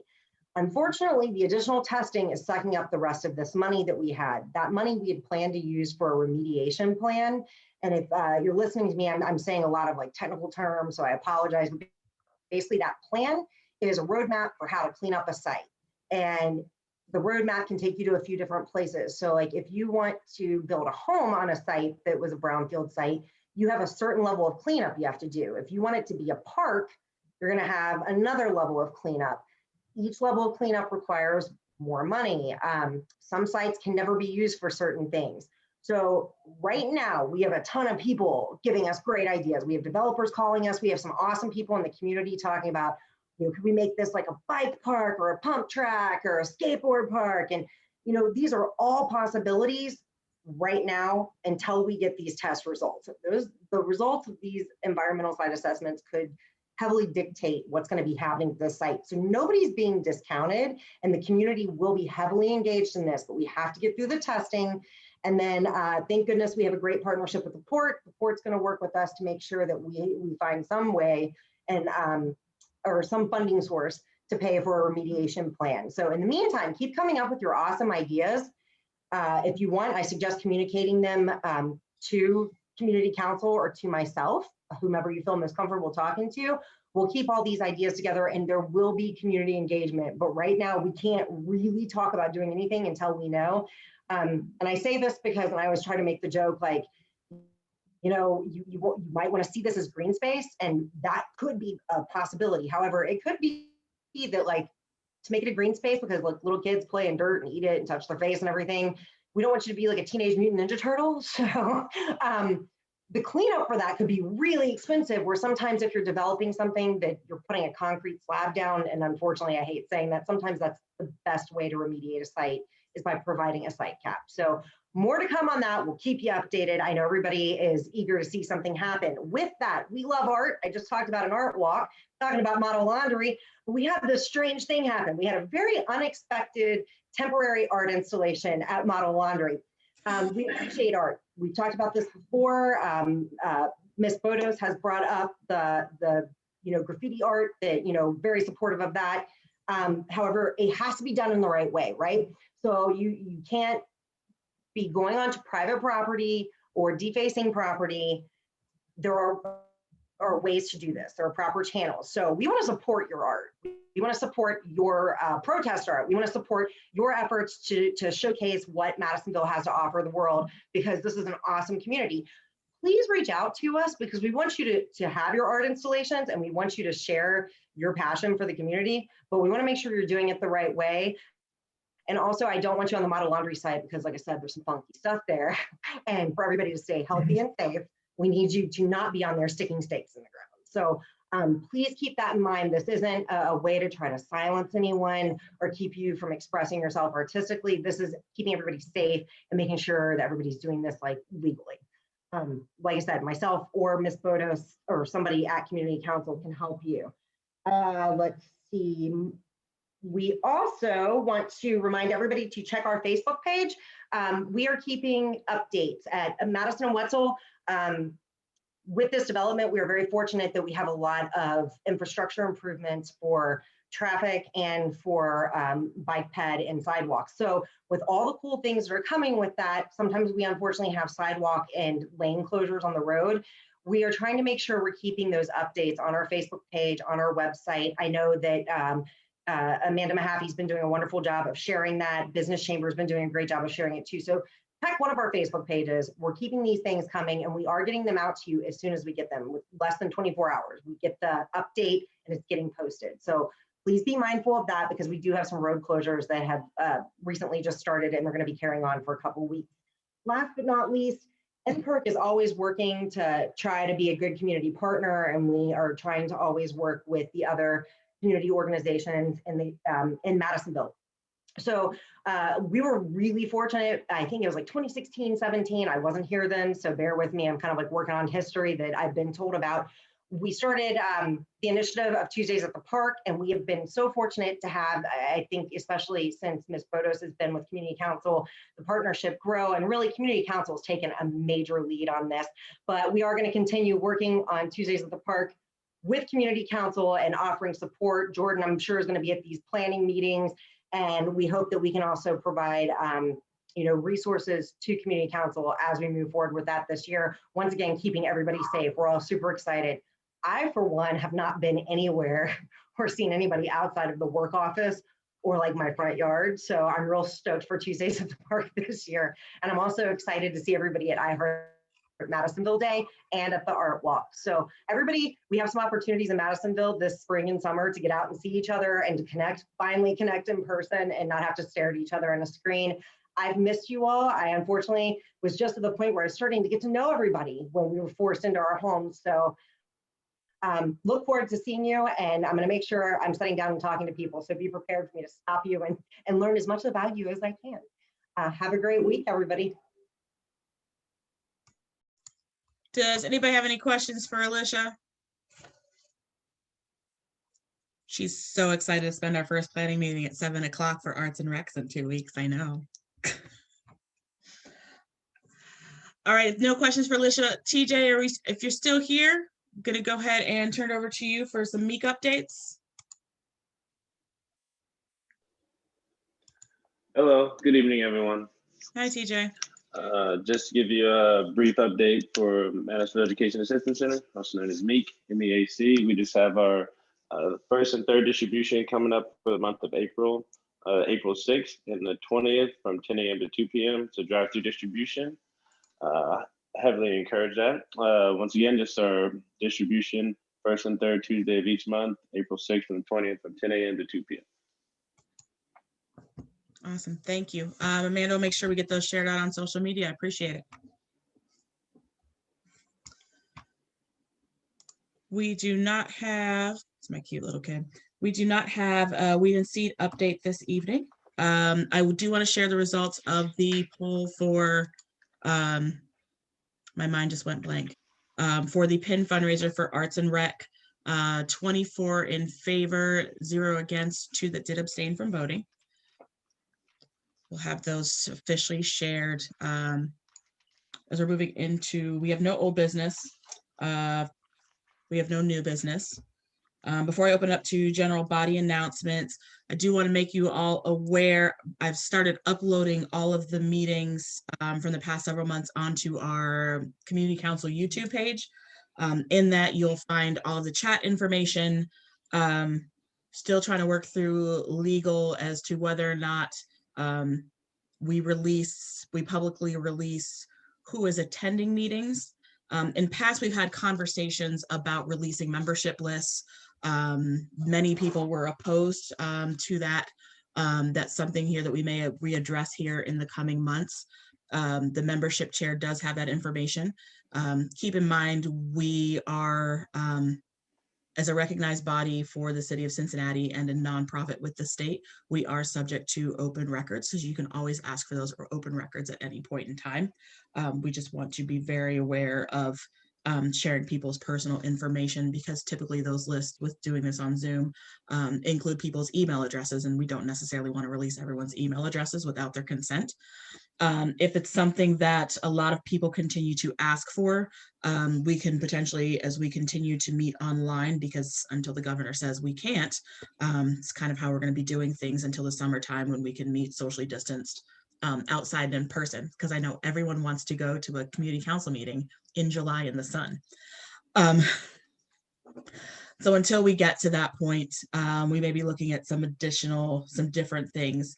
We actually tried something different this month. We had a really good response of people attending the meeting outside of just general body dues paying members.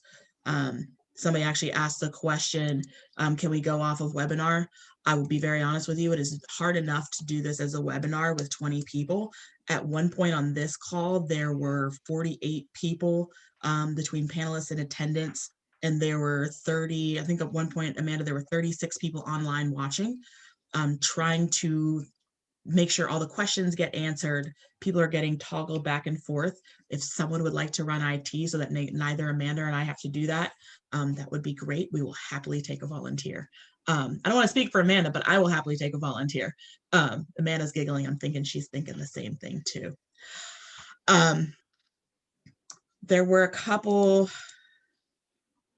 was a question from Angela about, does Madisonville have a CBA? If why not? Is it the developer can come into our community and do what they want to do without input or consent of the community?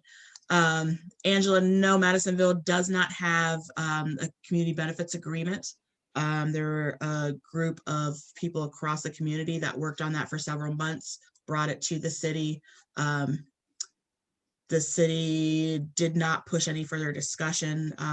That was based on the finalization of phase 3 of the project, which has since gone through and closed with the city of Cincinnati. Typically, a community benefits agreement is attached to a property or development. Once that leverage is gone, it's kind of a moot point. We will still continue with existing and upcoming developments as we continue to flesh out that process. Prior to Tessa's leaving, we were really strongly leaning toward the Peasley rubric. If you've been keeping up with the happenings in City Council, Councilman Landsman has also been working on some development parameters for future developments and how they affect communities going forward. So there's still a lot of work to be done. And we'll look at that. There's going to be some upcoming developments that are going to be coming to the forefront here in the next couple of months. So we'll be readdressing and looking how we can continue to hold the developers accountable to the growth in the future of Madisonville that allows for something for everyone. We heard Gavi Begtrup talk about it earlier. Growth is great when everybody rises, but when there's a disparity, it helps no one. I did see some comments in the chat about an affordable housing petition.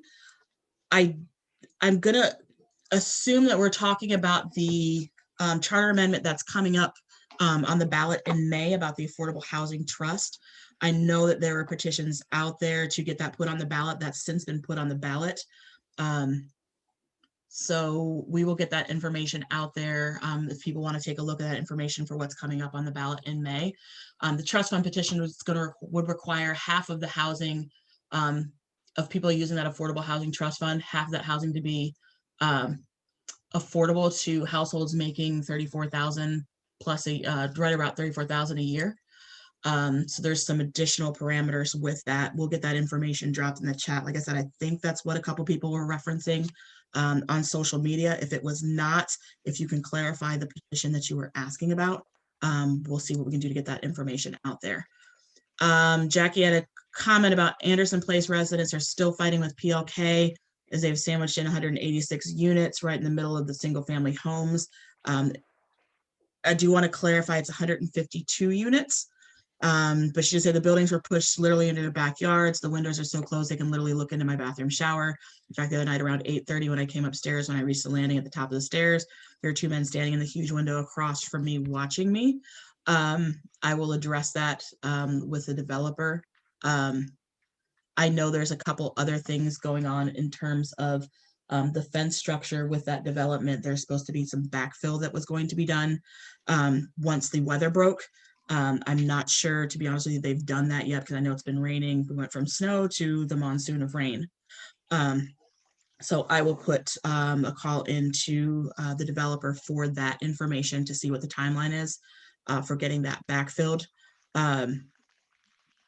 There was another comment I had about that.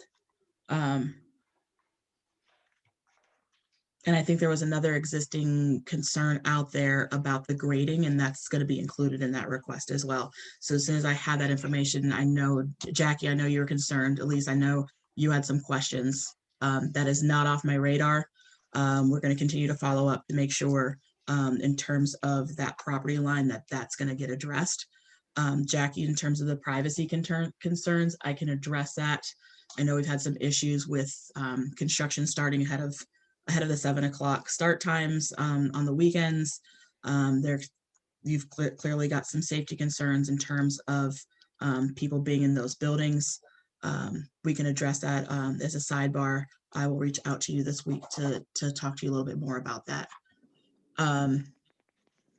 With that, open it up for general body comments, questions, concerns. Amanda, what did I miss? I feel like I missed stuff. I was trying to keep track. I think you got most of it. And a question did come in while you were rambling. It's okay. No, I don't know. It just came in. So out on Facebook, they just want to know what are the upcoming developments. I think you might have mentioned possibly new developments happening, and I think maybe that's Red Sesame. Red Sesame, that's going to be, we voted on that last May, June. Still working through some things with planning. There were a couple of hiccups and concerns with that request. He is still pushing forward. So we're anxious to see what's going to come from that.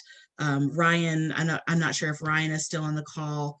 Ryan with Dubworks had mentioned that he's gone, he actually went to request a permit for a fence. It's going to require a variance, so he's going to be coming back next month to share his plans. We're actually going to get those out ahead of time, but to share his plans, ask for a variance request for that fence for the security issues.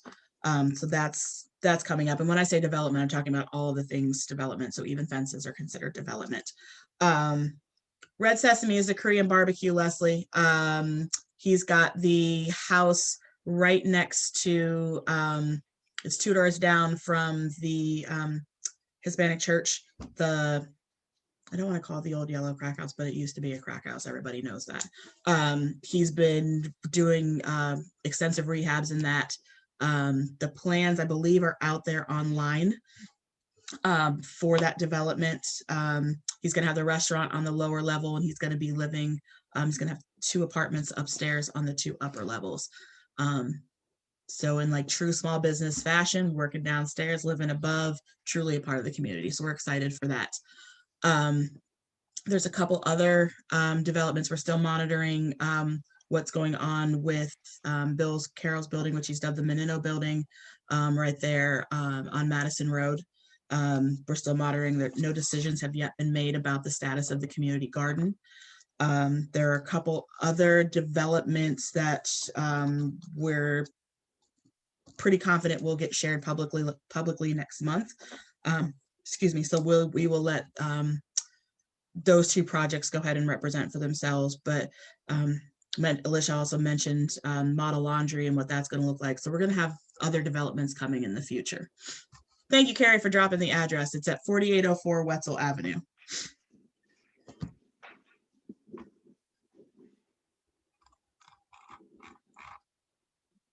Any other questions, general comments, jokes, riddles?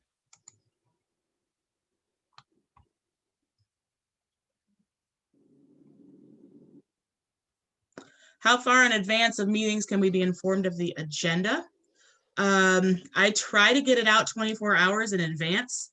I've actually been sick the last couple of days, so I told Amanda I thought I sent it to her on Sunday, and I did not. Actually had a conversation about this. A couple people asked if they could have heads up on the agenda. The official ethical response is absolutely not. Everybody gets it at the same time. We typically discuss upcoming projects and agenda items at our board meeting the week prior to the general body meeting, at which point we then make sure everybody confirms. I have tried to get it out a week in advance, and then I find that we have presentations that cancel or reschedule. We have speakers that cancel or reschedule. We add speakers in. So we try to get it out 24 hours in advance.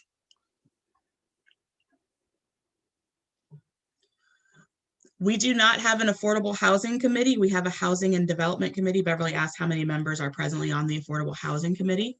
We have a housing committee. Housing and development covers housing issues for both renters and homeowners. They work on the housing forums that we've partnered with MCRC with the last couple of years, provide resources to folks. Right now we're working on, we didn't talk about it, Alicia, the renter handbags. What are they called? You know what I'm talking about. Welcome back. Welcome bags, thank you. Be working on the welcome bags for all of our apartment units that we're going to be giving out on April 10th on I Heart Madisonville Day. That's pretty much what's been worked on. When our housing chair took a step back in end of January, there were about 4 people on that committee. We're looking at circling back and bringing people back to get some meetings together. Had a really good conversation with someone that's interested in being the housing chair. So we're just looking at getting those resources and getting things back to people as quickly as possible. In the meantime, we're posting information as we have it. Madison's been doing a great job sharing the options for, I know with Waterworks, if you need assistance with your bill, I believe Duke is doing the same thing. Anything we have in right now currently for utilities, we had Clerk of Courts Aftab Purabelle come last month, talk about what's going on with the eviction courts and housing. So still working through that. If you're interested in becoming a member of the housing committee, look for a meeting to be set up here in the next month to help out. If you're interested in helping stuff. Why did my mind just go blank again, Alicia? The welcome bags. Contact myself or Alicia Chamberlain. We can always use help stuffing stuff. So.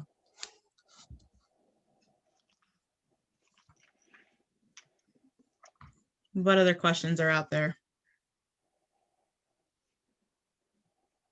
Does anyone know if there are any vaccine vans, COVID vaccine vans that are going around? I did reply it and let them know that Braxton Can has appointments and Life Temple Church has a new Life Temple Church has is going to be a vaccine site. But does anyone know any vans? I do not, but that would be a great concept. Okay, cool.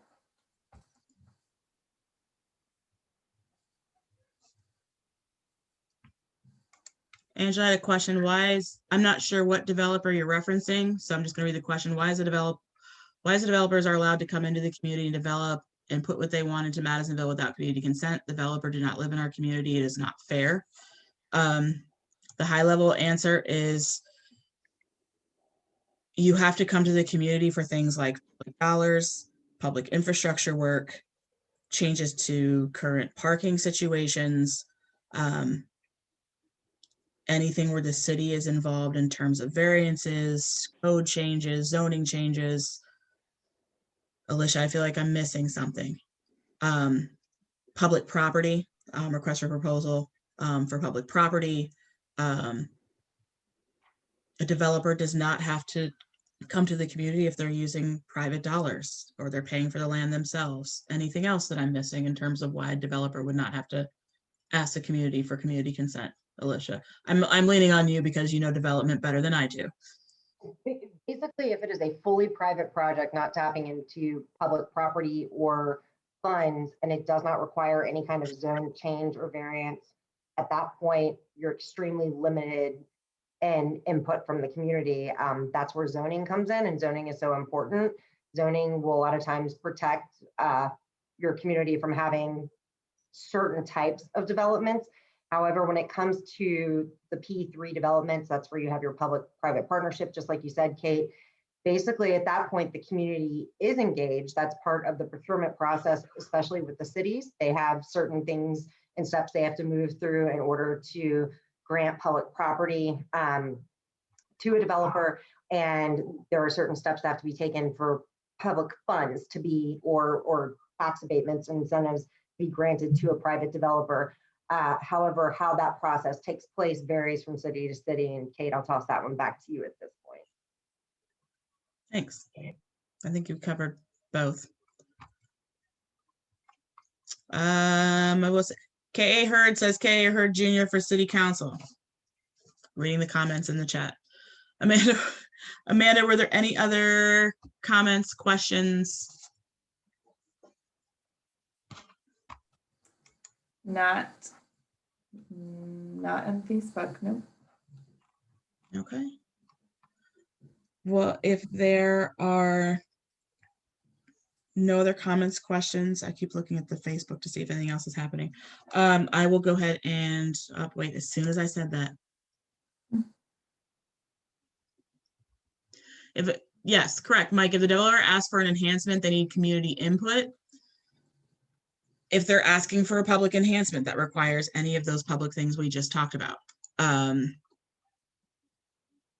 It's the kind of the concept of I can, as long as it meets code and it meets all of the constraints, I can It's kind of like your private house. As long as I apply for a permit for a fence and it meets the code, I can build the fence. My neighbor may hate it, but if I want to build on the public right of way, then I have to ask.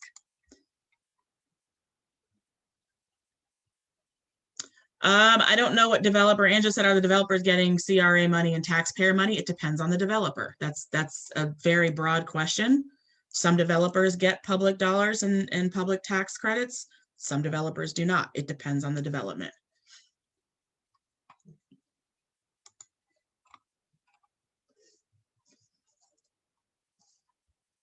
All righty. If there are no other questions, I'm going to go ahead and adjourn the meeting. Thank you, everybody, for joining us this evening. I know it ran a little bit long. Look forward to seeing everyone next month. Everyone stay safe, and don't forget I Heart Madisonville is on April 10th. Join one of our committee meetings. Come out and somebody else. So, all right. We appreciate you. Thank you, everyone. Thanks, Kate. Thanks, guys.